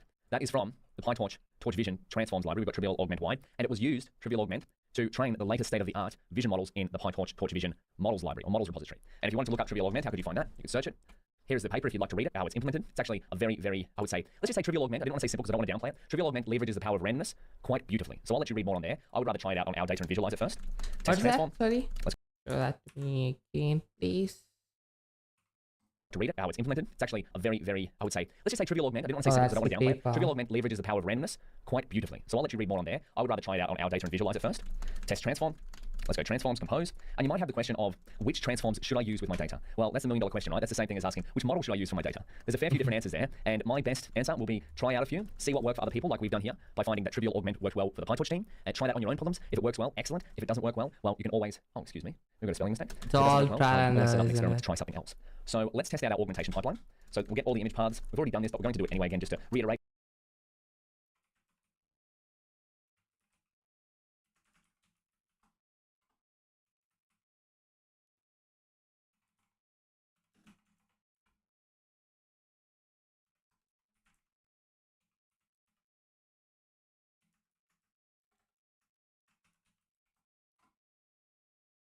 We've covered a fair bit here, so I might just rehash on a few things. We're going to get list, image path, which is our, let me just show you, our image path. We just want to get all of the images within this file. So we'll go image path.glob. Why do I always spell it transform, whereas it should be transform? Glob together all the files and folders that match this pattern. And then if we check, what do we get? We'll check the first 10. Beautiful. And then we can leverage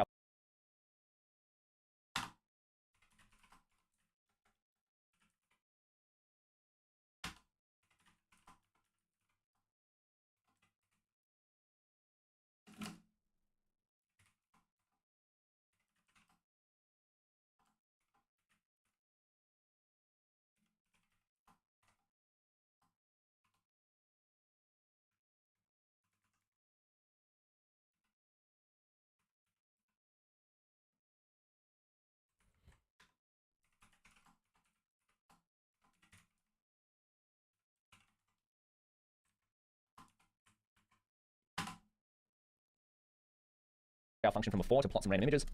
Plot random images. We'll pass in, or plot transformed, random transformed images. That's what we want. Let's see what it looks like when it goes through our trivial augment. So image paths equals image path list. This is a function that we created before, by the way. Transform equals train transform, which is the transform we just created above. That contains image path list.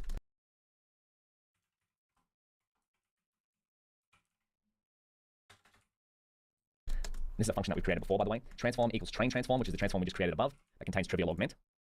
And then we're going to put n equals 3 for 5 images, and we'll do seed equals none to plot. Oh, sorry, n equals 3 for 3 images, not 5. Beautiful. And we'll set the seed equals none, by the way. So look at this. We've got class.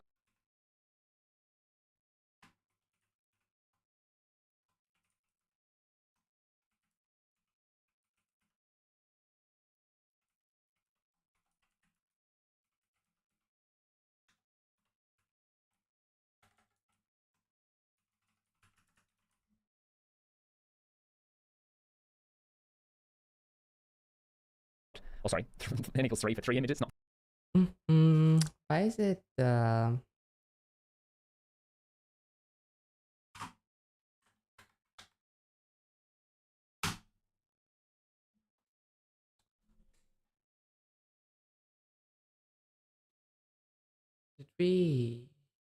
What did we name the function again?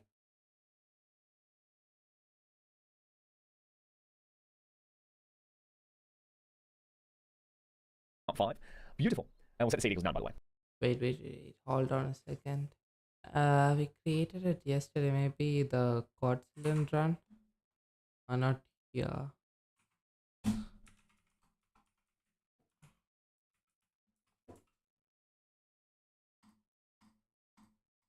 Ah.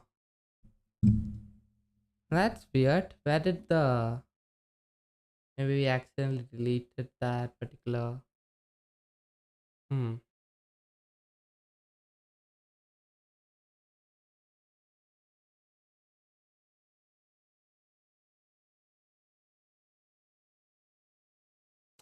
Alright, you know what? Let's just go to learn Pytorch.io and grab it from there.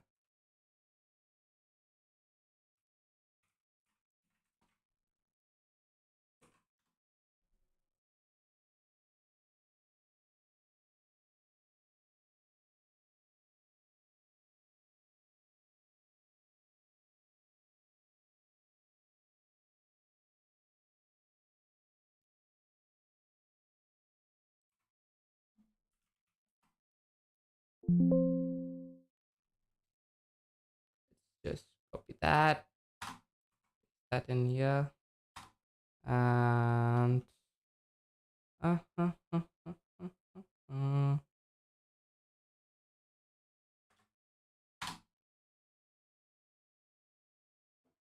train transform is not defined.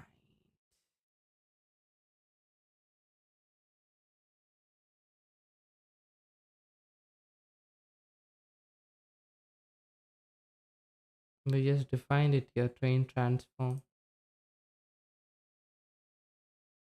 It's spelled train transform itself, right? And that's why.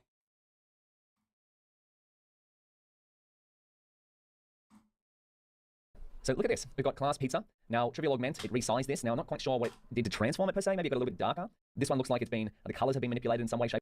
Wait, let's look at what we got. But I know there's a difference. It blurred it? No. Maybe it zoomed it in a bit or something.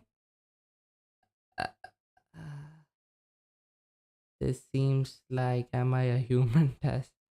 Okay. Not sure what it. I know there's a difference, but I can't exactly tell what it did. It looks a bit. Maybe it zoomed it in a bit. The transformations that we got aren't that good. Let's just. Yeah. Okay.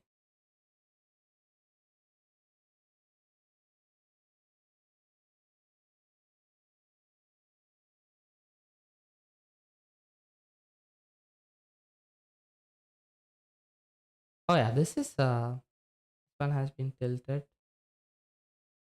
Alright, let's just this one looks like it's been resized and not too much has happened to that one from my perspective. So if we go again, let's have a look at another 3 images. So trivial augment works, and what I said before, it harnesses the power of randomness. It kind of selects randomly from all of these other augmentation types and applies them at some level of intensity.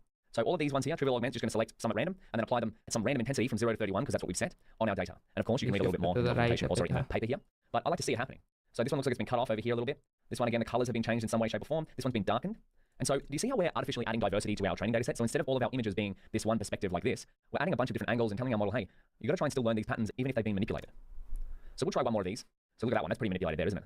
But it's still an image of steak. So that's what we're trying to get our model to do, is still recognize this image as an image of steak even though it's been manipulated a bit. Now, will this work or not? Hey, it might not, but that's all the nature of experimentation is. So play around. I would encourage you to go in the transforms documentation like we've just done, illustrations, change this one out, trivial augment wide, for another type of augmentation that you can find in here, and see what it does to some of our images randomly. I've just highlighted trivial augment because it's what the Pytorch team have used in their most recent blog post for their training recipe to train state-of-the-art vision models. So speaking of training models, let's move forward, and we've got to build our first model for this section. I'll see you in the next video. I can't hear anything yet. Welcome back. In the last video, we covered how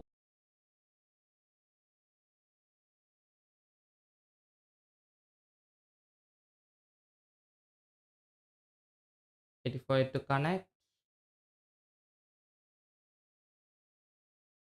I don't know, I'm shaking this one.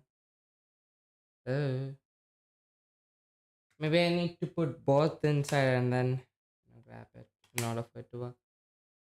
Give that a shake, because at least I believe that that's something. And see, the Pytorch team used trivial augment wide, which is the latest state-of-the-art in data augmentation at the time of recording this video. That did work. That did work. All it needed was a bit of charge, and there we go, I guess. The latest state-of-the-art computer vision models that are within Torch Vision. And we saw how easily we could apply trivial augment thanks to torchvision.transforms. And we'll just see one more of those in action, just to highlight what's going on. So it doesn't look like much happened to that image when we augmented, but we see this one has been moved over. We've got some black space there. This one has been rotated a little, and now we've got some black space there. But now it's time for us to build our first computer vision model on our own custom data set. So let's get started. We're going to go model 0. We're going to reuse the tiny VGG architecture, which we covered in the computer vision section. And the first experiment that we're going to do, we're going to build a baseline, which is what we do with model 0. We're going to build it without data augmentation. So rather than use trivial augment, which we've got up here, which is what the Pytorch team used to train their state-of-the-art computer vision models, we're going to start by training our computer vision model without data augmentation. And let me guess, later we'll come back at. Yeah, what he's gonna say. We can try one to see with data augmentation to see if it helps or doesn't. So let me just put a link in here. CNN Explainer. This is the model architecture that we covered in depth in the last section. So we're not going to go spend too much time here. All you have to know is that we're going to have an input of 64, 64, 3 into multiple different layers, such as convolutional layers, ReLU layers, max pool layers, and then we're going to have some output layer that suits the number of classes that we have. In this case, there's 10 different classes, but in our case, we have 3 different classes, one for pizza, steak, and sushi. So let's replicate the TinyVGG architecture from the CNN Explainer website. And this is going to be good practice, right? We're not going to spend too much time referencing their architecture. We're going to spend more time coding here. But of course, before we can train a model, what do we have to do? Well, let's go 7.1. We're going to create some transforms and loading data. We're going to load data from model 0. Now, we could, of course, use some of the variables that we already have loaded, but we're going to recreate them just to practice. So let's create a simple transform. And what is our whole premise of loading data from model 0? We want to get our data from the data folder, from pizza, steak, sushi, from the training and test folders, from their respective folders. We want to load these images and turn them into tensors. Now, we've done this a few times now, and one of the ways that we can do that is by creating a transform equals transforms.compose. And we're going to pass in, let's resize it. So transforms.resize. We're going to resize our images to be the same size as the TinyVGG architecture on the CNN Explainer website, 64, 64, 3. And then we're also going to pass in another transform to tensor, so that our images get resized to 64, 64, and then they get converted into tensors. And particularly, these values within that tensor are going to be between 0 and 1. So there's our transform. Now we're going to load some data. If you want to pause the video here and try to load it yourself, I'd encourage you to try out option 1, loading image data using the image folder class, and then turn that dataset, that image folder dataset, into a data loader, so batchify it, so that we can use it with a Pytorch model. So give that a shot. Otherwise, let's go ahead and do that together.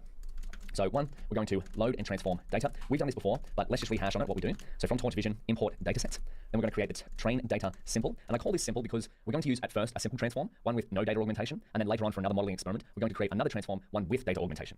So let's put this here, datasets, image folder, and let's go the root equals the training directory, and then the transform is going to be what? It's going to be our simple transform that we've got above, and then we can put in test data simple here, and we're going to create datasets.image folder, and then we're going to pass in the root as the test directory, and we'll pass in the transform is going to be the simple transform again above. So we're performing the same transformation here on our training data and on our testing data. Then what's the next step we can do here? Well, we can turn the data sets into data loaders. So let's try it out. First, we're going to import OS, then from torch.utils.data. We're just gonna resize it and just convert it into a cultural first tensor. Hence the word symbol. Again, why do I keep making this typo again and again? Alright, so time to make the data set. We could have used Rubber on custom. I mean, we did create it, so yeah, I'll just stick to image folder for now.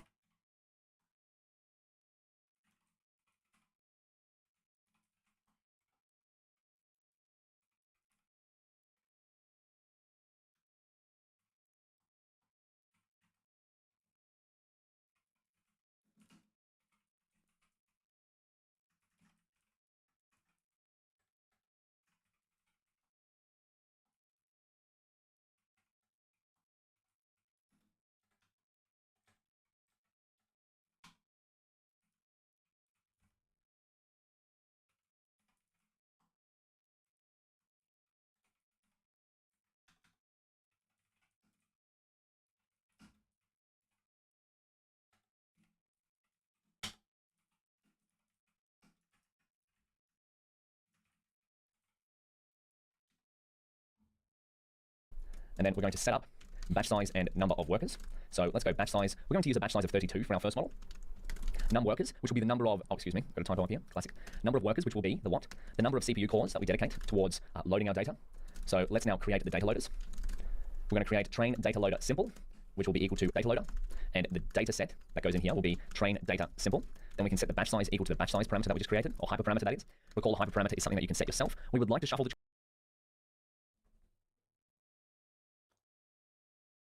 I mean,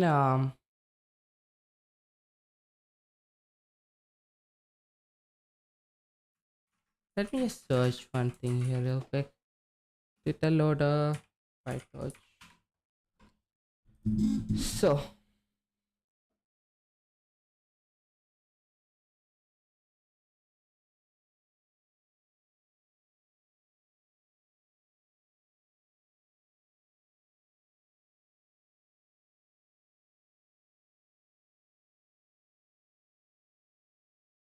oh, I see. Another question I had in mind was, what did we do for the last? We downloaded the dataset using this, didn't we?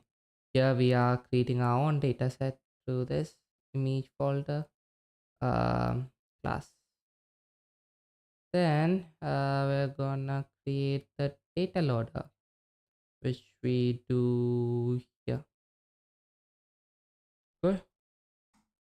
So what we pass, or in other words, what we pass to the pass for the dataset attribute on the data loader class should be a Torch Vision dataset.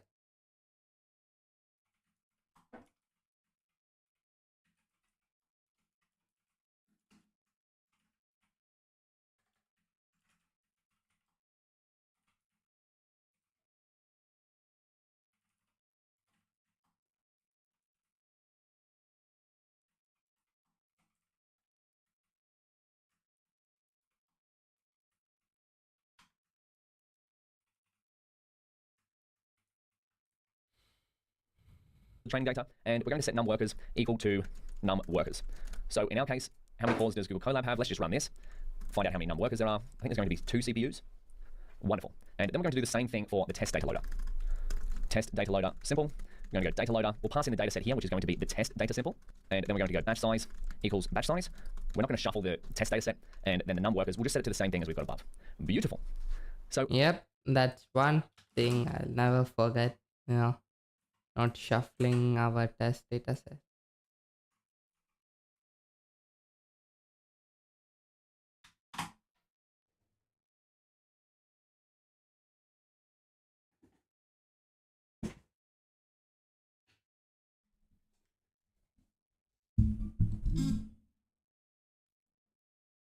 I hope you gave that a shot, but now do you see how quickly we can get our data loaded if it's in the right format? I know we spend a lot of time going through all of these steps over multiple videos and writing lots of code, but this is how quickly we can get set up to load our data. We create a simple transform, and then we load in and transform our data at the same time, and then we turn the data sets into data loaders just like this. Now, we're ready to use these data loaders with a model. Do we call it symbol trans? No, we call it symbol transform. It. Oh, we didn't rerun this. So speaking of models, how about we build the tiny VGG architecture in the next video? And in fact, we've already done this in notebook number 3. So if you want to refer back to the model that we built there, right down here, which was model number 2, if you want to refer back to this section and give it a go yourself, I'd encourage you to do so. Otherwise, we'll build the tiny VGG architecture in the Let us build the tiny VGG architecture before Daniel does it. So yeah, let's do that. We'll of course change the class names and everything later. But you know what? We'll actually do both, I guess. First, let us create it. We're gonna call it class put recognize model.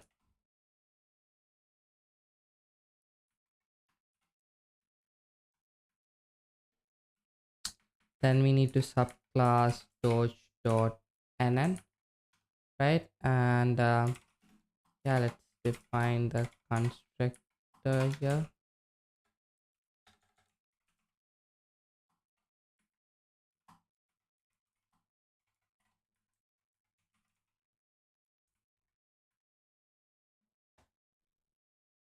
Let's open up the CNN Explainer website.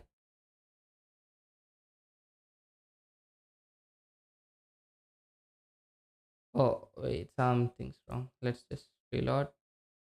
Hello? Huh? What is happening here? Why is it?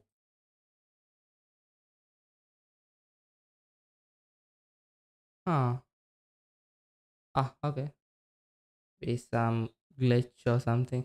And yeah. Where's our? Yeah, let's just do that. And so what we're gonna do is we are the parameters that we need that are gonna be input what's the term that shape, right? Input shape and output shape, is that the term that we use for this being 3? And no, let's just call it that. Input shape is v3 hidden units. Actually let's use type hence hidden units, which is also an integer. You know what, actually let's do 8. I know Daniel often does 10, but let's just keep it as 8. Oh, actually we're replicating this model, right? So we need to do it exactly as it is. So 1 2 3 4 5 6 7 8 9 10 Yeah, so we have no choice. Let's do it as 8. Um, then the output is output shape. In our case, is gonna be 3 because we have 3 outputs, don't we? I have a feeling it's not called shape, but we'll see. It's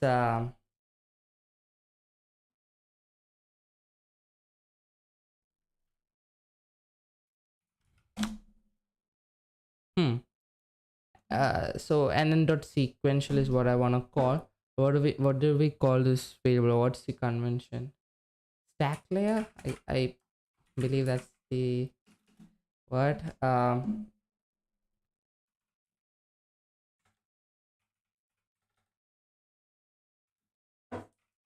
Let's just do torch dot nn dot sequential.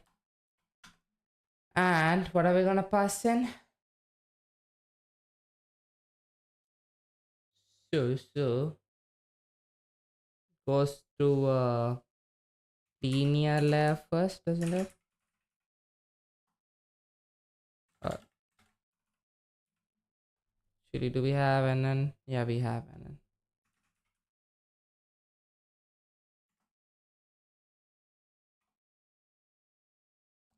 Features, that's what it's called.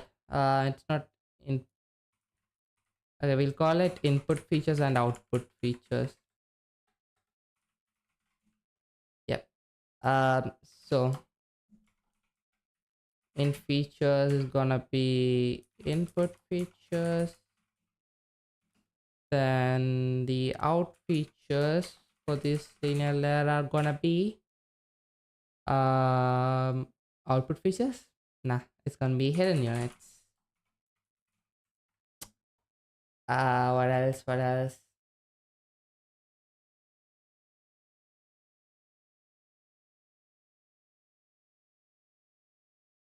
Bias is true there.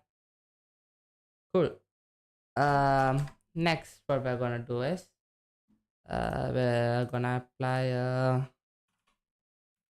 convolutional layer. So a con 2D layer. So the in features is gonna be same as our hidden units for this one. Oh, since it's a CNN, it's gonna be labeled as in channels. And out channels is also gonna be hidden layers. I mean, not hidden layers, hidden units. Now, about the hyperparameters, right? What should the kernel size be? Well, what's the what have they used for the? I mean, that's a hyperparameter. It depends on data to data. So just a reminder of what kernel size is. Dimensions of the sliding window over the output. So it's a 2 by 2 kernel. So if I increase that to 3, it comes with 3 by 3 kernel. We'll just make it 3 for now.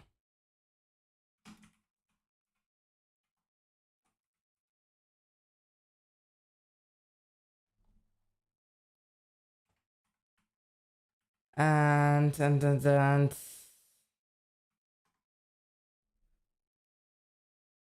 we have a linear layer, a convolutional network layer, and now we need a ReLU layer.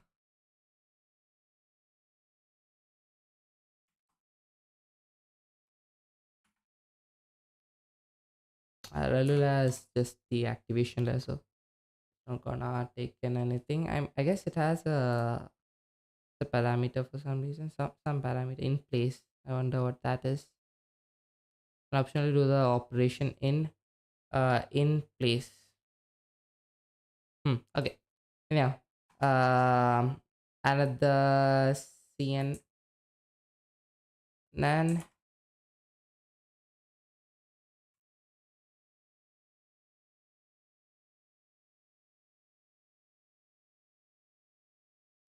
a ReLU and the max score.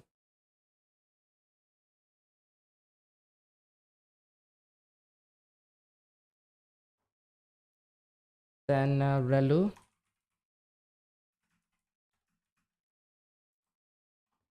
and max pool, or not self.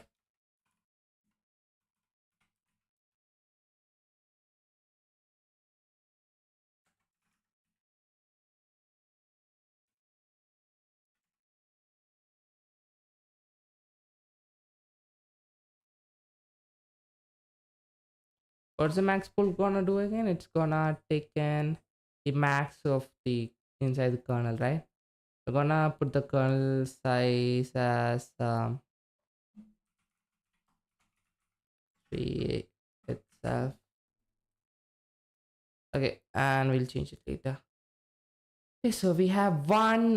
What's this? This section has a particular name. I can't remember it. I'm pretty sure that like occur again in the video. So basically, this has two sections of this block here, right? Am I wrong? No, yeah, that's right. So how can we do this on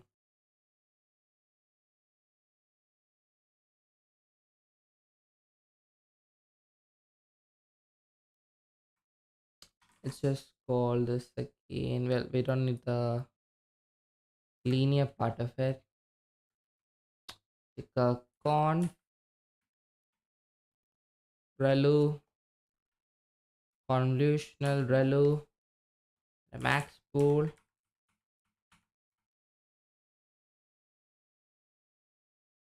and then what happens at last?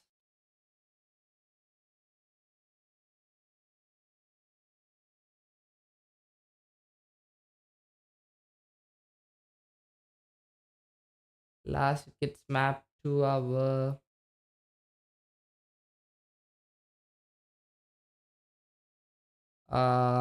output features, right? So we apply another linear layer, I believe. Not linear. Okay.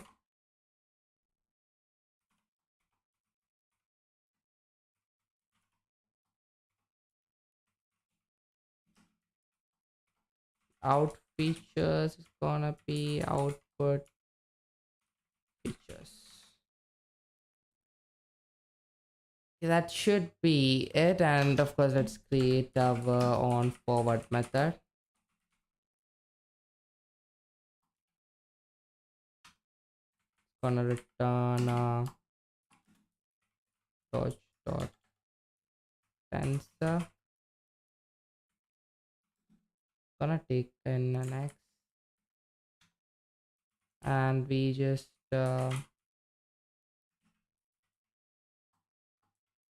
return this.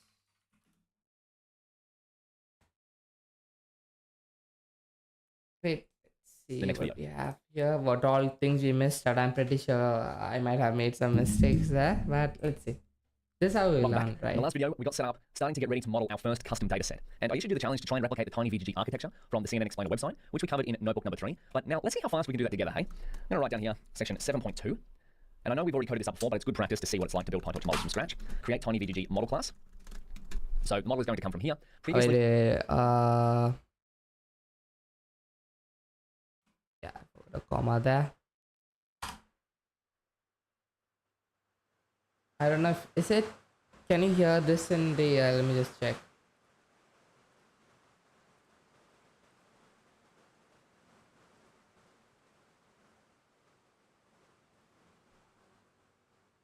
It's not. I guess it is.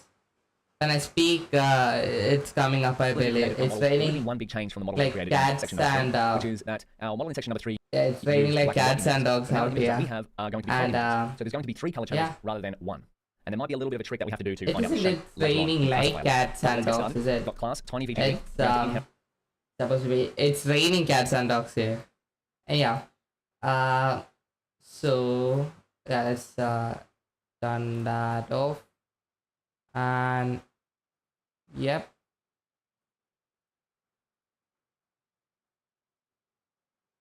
Cool. Alright, let's go. There would have been one big change from the model that we created in section number 3, which is that our model in section number 3 used black and white images. But now the images that we have are going to be color images. So there's going to be 3 color channels rather than 1. And there might be a little bit of a trick that we have to do to find out the shape later on in the classifier layer. But let's get started. We've got class tinyVGG. We're going to from memory, I believe there's a flatten layer somewhere there that we had to apply, but inherit from nn.module. This is going to be the model architecture copying tinyVGG from CNN explainer. Oh wait, now what?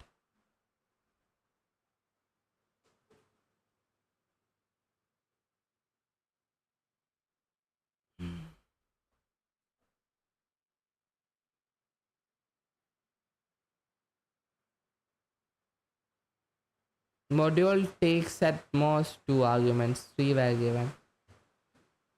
Leave in the first line itself.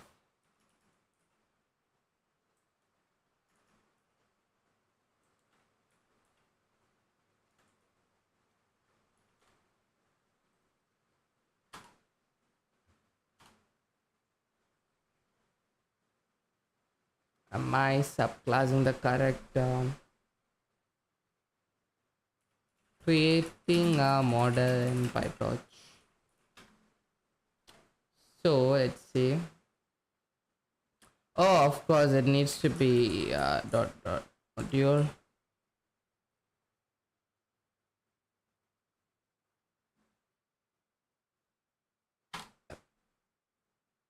And remember that it's quite a common practice in machine learning to find a model that works for a problem similar to yours and then copy it and try it on your own problem. So I only want 2 underscores there. We're going to initialize our class. We're going to give it an input shape, which will be an int. We're going to say how many hidden units do we want, which will also be an int. And we're going to have an output shape. Oh, never mind. At least in the constructor, we called it as input will be an shape int as well. And it's going to return something, none. I'll type none. And if we go down here, we can initialize it with super dot.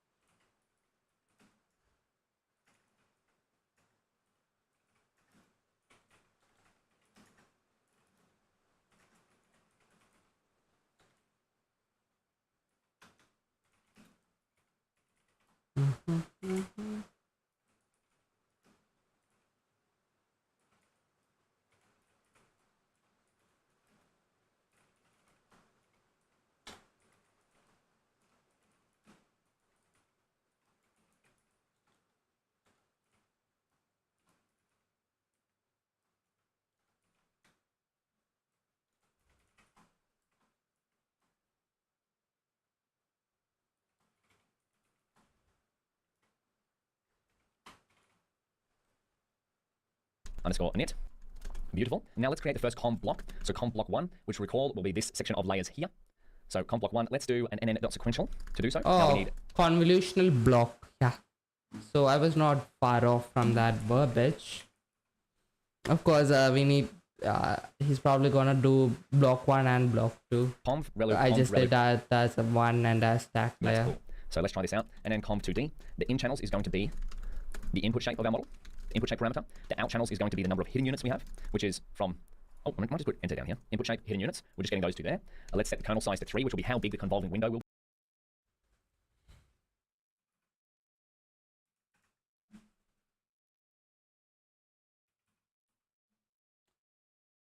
Huh. I thought we applied the linear layer in the earlier fashion MNIST model for some reason. Anyhow, I guess not, I believe then. Will be over our initiator. Yes, this code along and then we come 1 as well. So these are similar parameters to what the CNN explainer website uses. And we're going to go nn relu. And then we're going to go nn conv 2d. And I want to stress that even if someone else uses like certain values for these, you don't have to copy them exactly. So just keep that in mind. You can try out various values of these. These are all hyperparameters that you can set yourself. Hidden units, out channels equals hidden units as well. Then we're going to go kernel size equals 3, stride equals 1, and we're going to put padding equals 1 as well. Then we're going to have another relu layer, and I believe I've forgotten a comma up here. Another relu layer here, and we're going to finish off.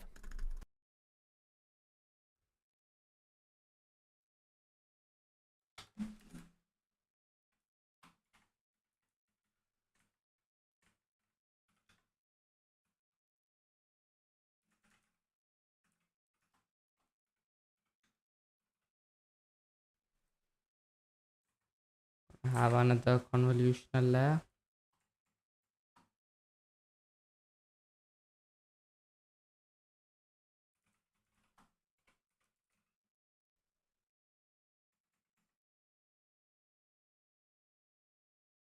With nn.maxpool 2D, and we're going to put in the kernel size equals 2, and the stride here equals 2. Wonderful. So, oh, by the way, for maxpool 2D, the default stride value is same as the kernel size. So let's have a go here. What can we do now?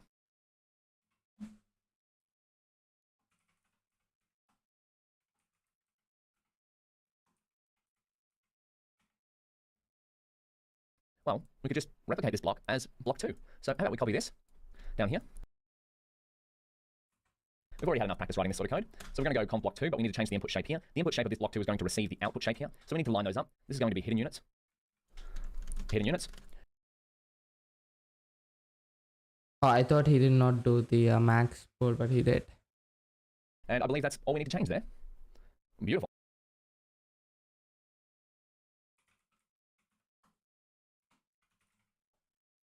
So let's create a classifier layer. And the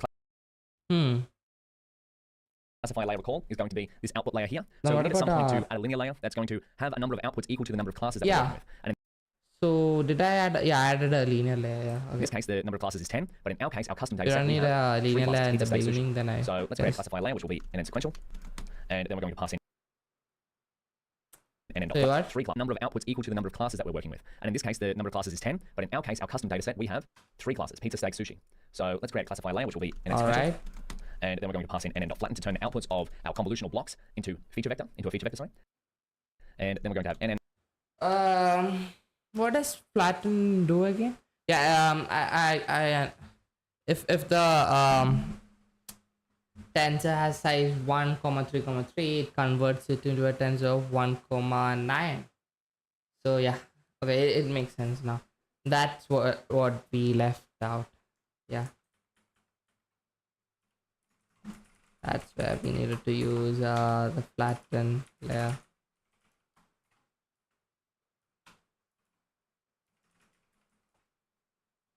Linear and the in features. Do you remember my trick for calculating the shape for in features? I'm going to put hidden units here for the time being. Out features is going to be output shape. So I put hidden units here for the time being because we don't quite yet know what the output shape of all of these operations is going to be. Of course, we could calculate them by hand by looking up the formula for input and output shapes of convolutional layers. So the input and output shapes are here, but I prefer to just do it programmatically. So I put hidden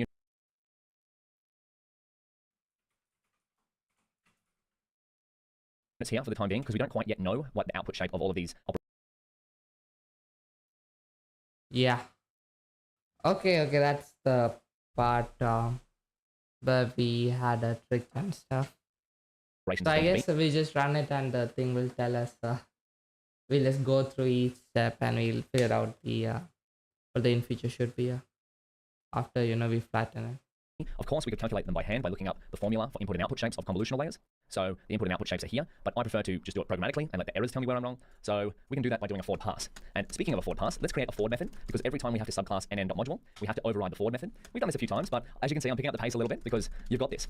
So let's pass in the com block 1. We're going to go x, then we're going to print out x.shape, and then we're going to reassign x to be self.com block 2. So we're passing it through our second block of convolutional layers, print x.shape to check the shape here. Now this is where our model will probably error, is because the input shape here isn't.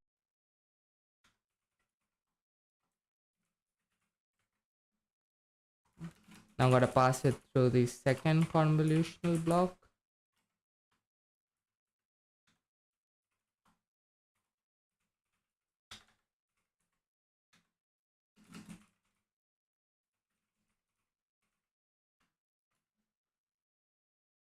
Going to line up in features hidden units because we passed all of the output of what's going through comp block 1, comp block 2 to a flatten layer because we want a feature vector to go into our nn.linear layer, our output layer, which has an out features size of output shape, and then we're going to return x. So I'm going to print x.shape here, and I just want to let you in on one little secret as well. We haven't covered this before, but we could rewrite this entire forward method, this entire stack of code, by going return self.classifier and then going from the outside in. So we could pass in comp block 2 here.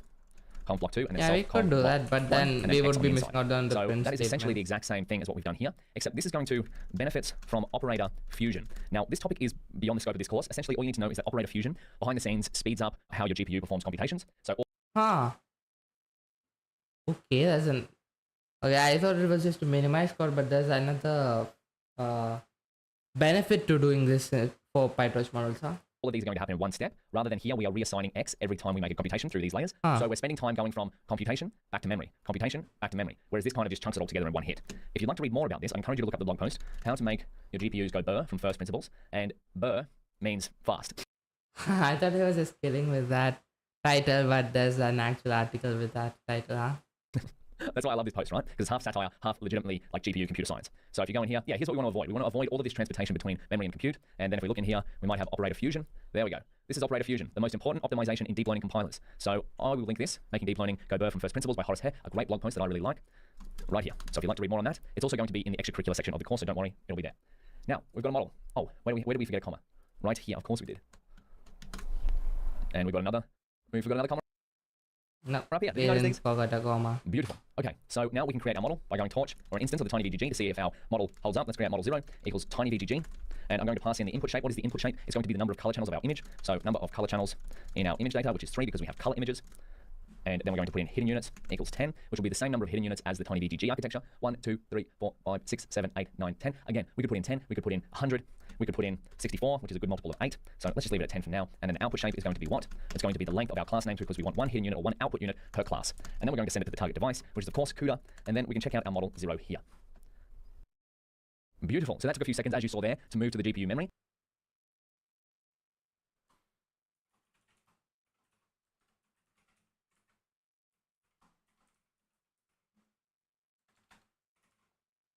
So that's just something to keep in mind for when you build large neural networks and you want to speed up their computation, is to use operator fusion where you can, because as you saw, it took a few seconds for our model to just move from the CPU, which is the default, to the GPU. So we've got our architecture here, but of course we know that this potentially is wrong. And how would we find that out? Well, we could find the right hidden unit shape, or we could find that it's wrong by passing some dummy data through our model. So that's one of my favorite ways to troubleshoot a model. Let's in the next video pass some dummy data through our model and see if we've implemented the forward pass correctly, and also check the input and output shapes of each of our layers. I'll see you there.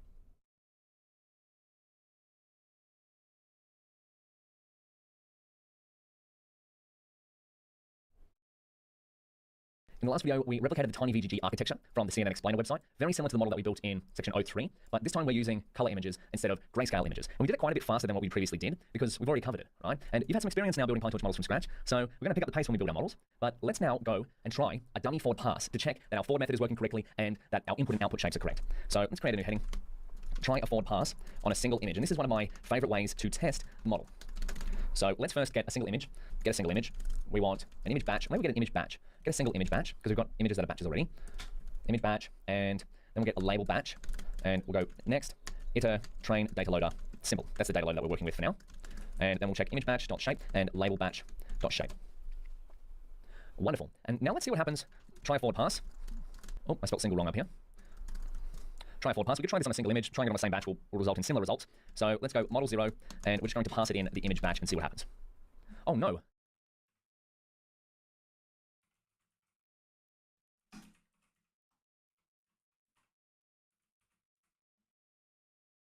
So let's go model 0, and we're just going to pass it in the image batch and see what happens.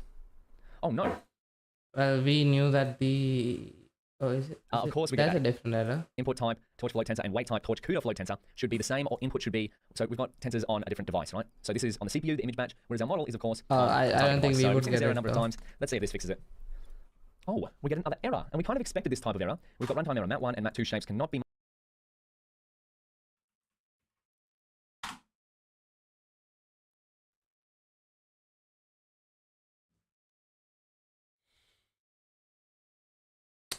So what happens here is that our image batch with this size goes in through our model, goes to the first block, and its size becomes this. It's split into 10 images, 32 batches of those, like 10 sliced up images with multiplied. 32. Yeah, you know, it halved in this because of a kernel size, I believe, right? Sorry, because of max pool, right? It just takes the maximum, and yeah, I have a max pool's kernel sizes too. Then it goes through it again and becomes a 16 times 16 size, and then what happens? and then we try to flatten it. And what happens when we try to flatten it?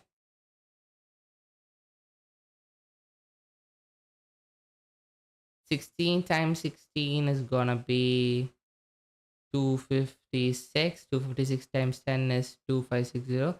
So when we flatten it, it's gonna become 32 batches, and each batch would contain 2560 elements. So yeah, that's what flattening does.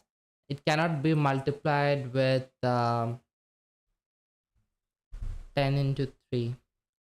Where did we get this from?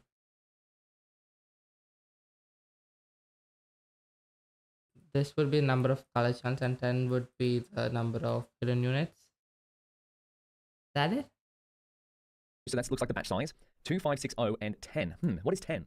Well, recall that 10 is the number of hidden units that we have. So this is the size here. That's 10 there. So it's trying to multiply a matrix of this size by this size. So 10 has got something going on with it. We need to get these two numbers, the middle numbers, to satisfy the rules of matrix multiplication, because that's what happens in our linear layer. We need to get these two numbers the same. And so our hint and my trick is to look at the previous.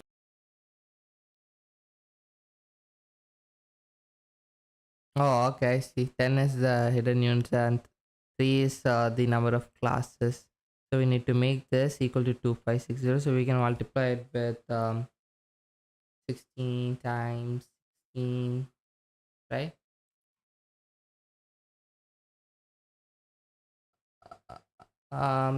So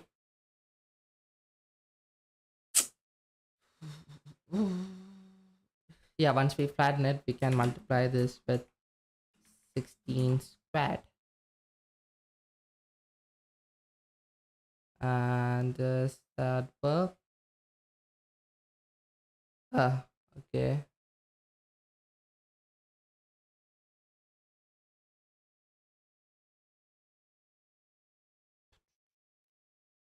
Maybe it did not like me doing 16 squared first, or maybe the operator happening in order logic took place or something. Anyway, let's just run this. See what or better, we did not instantiate the model again. Let's change that back. Layer. So if that's let's reinstantiate the model, and we don't need to do that, but let's do that anyways. And yeah, there we go. Size. Where does this value come from? Well, could it be the fact that a tensor of this size goes through the flattened layer? Recall that we have this layer up here. So we print out the shape here of the conv block, the output of conv block 1. Now this shape here is the output of conv block 2. So we've got this number, the output of conv block 1, and then the output of conv block 2. So that must be the input to our classifier layer. So if we go 10 times 16 times 16, what do we get? 2,560. Beautiful. So we can multiply our hidden units, 10, by 16 by 16, which is the shape here, and we get 2560. Let's see if that works. We'll go up here, times 16 times 16, and let's see what happens. We'll rerun the model, we'll rerun the image batch, and then we'll pass it. Oh, look at that! Our model works. Well, the shapes at least line up. We don't know if it works yet. We haven't started training yet. But this is the output size. We've got the output. It's on the CUDA device, of course. But we've got 32 samples with 3 numbers in each. Now, these are going to be as good as random because we haven't trained our model yet. We've only initialized it here with random weights. So we've got 32, or a batch worth, of random predictions on 32 images. So you see how the output shape here, 3, corresponds to the output shape we set up here. Output shape equals length class names, which is exactly the number of classes that we're dealing with. But I think our number is a little bit different to what's in the CNN explainer. 1616. How did they end up with 1313? Sorry, what's the question again? You know what? I think a little bit different to what's in the CNN equals length class names, which is exactly the number of classes that we're dealing with. But I think our number is a little bit different to what's in the CNN explainer. 1616. How did they end up with 1313? You know what? I think we got one of these numbers wrong. Kernel size, stride, padding. Let's have a look. Jump into here. If we wanted to truly replicate it, is there any padding here? I actually don't think there's any padding here. So what if we go back here and see if we can change this to 0, and change this to 0, 0. I'm not sure if this will work, by the way. If it doesn't, it's not too bad, but we're just trying to line up the shapes with the CNN explainer to truly replicate it. So the output of the conv block 1 should be 30, 30, 10. What are we working with at the moment? We've got 32, 32, 10. So let's see if removing the padding from our convolutional layers. Padding from our convolutional layers.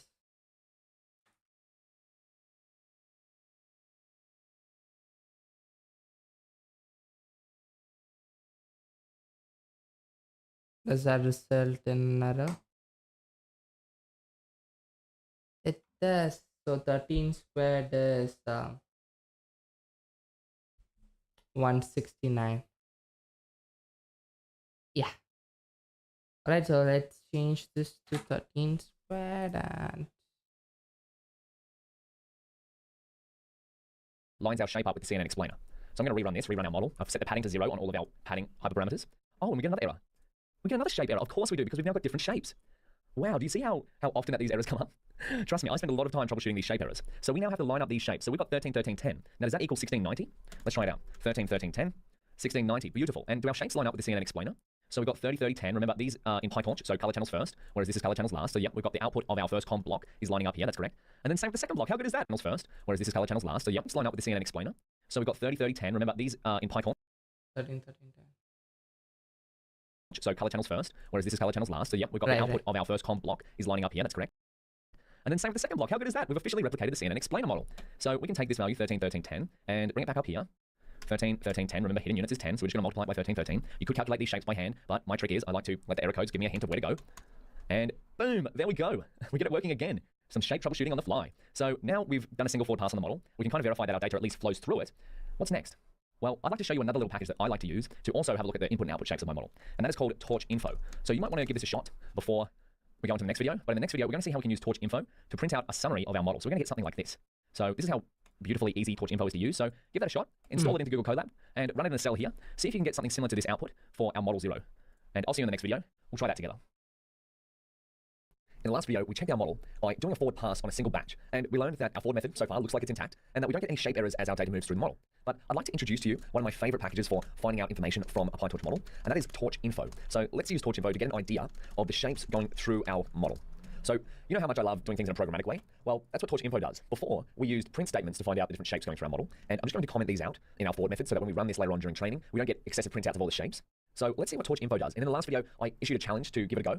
It's quite straightforward how to use it, but let's see it together. This is the type of output we're looking for from our tiny VGG model. And of course, you can get this type of output from almost any Pytorch model. But we have to install it first. And as far as I know, Google Colab doesn't come with Torch Info by default. Now, you might as well try this in the future and see if it works. But yeah, I don't get this module because my Google Colab instance doesn't have it installed. No problem with that. Let's install Torch Info here. Install Torch Info, and then we'll import it if it's available. No, ours doesn't come with it. So we're going to try and import Torch Info. If it's already installed, we'll import it.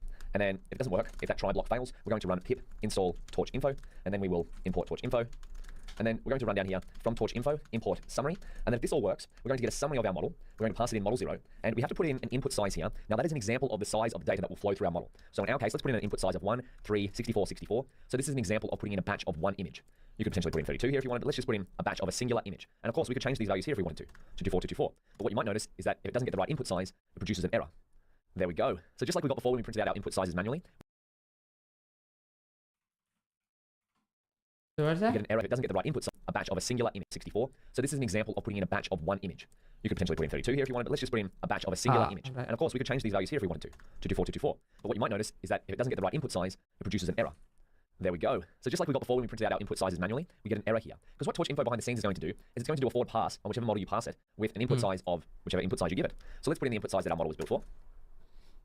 Wonderful. So what Torch Info gives us is, we didn't comment out the printouts before. So just make sure we've commented out the I printouts see. before It's just going to do a create a random tens and do a forward pass on that.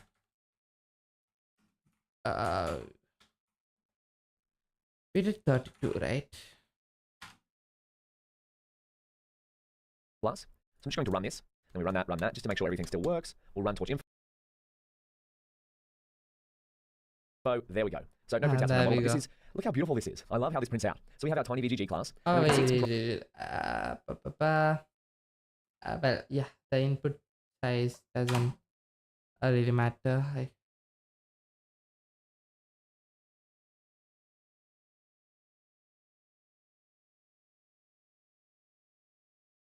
Comprised of 3 sequential blocks. And then inside those sequential blocks, we have different combinations of layers. We have some conv layers, some relu layers, some max pool layers, and then the final layer is our classification layer. It gives the shape as our input goes through each layer, doesn't it? With a flat and a linear layer. And we can see the shapes changing throughout our model as our data goes in and gets manipulated by the various layers. So are these in line with the CNN explainer? So if we check this last one, we've already verified this before. And we also get some other helpful information down here, which is total params. So you can see that each of these layers has a different amount of parameters to learn. Now, recall that a parameter is a value such as a weight or a bias term within each of our layers, which starts off as a random number. And the whole goal of deep learning is to adjust those random numbers to better represent our data. So in our case, we have just over 8,000 total parameters. Now, this is actually quite small. in the future, you'll probably play around with models that have 1 million parameters or more, and models now are starting to have many billions of parameters. And we also get some information here, such as how much the model size would be. Now, this would be very helpful depending on where we have to put our model. So what you'll notice is that as a model gets larger, has more layers, it will have more parameters, more weights and bias terms that can be adjusted to learn patterns in data.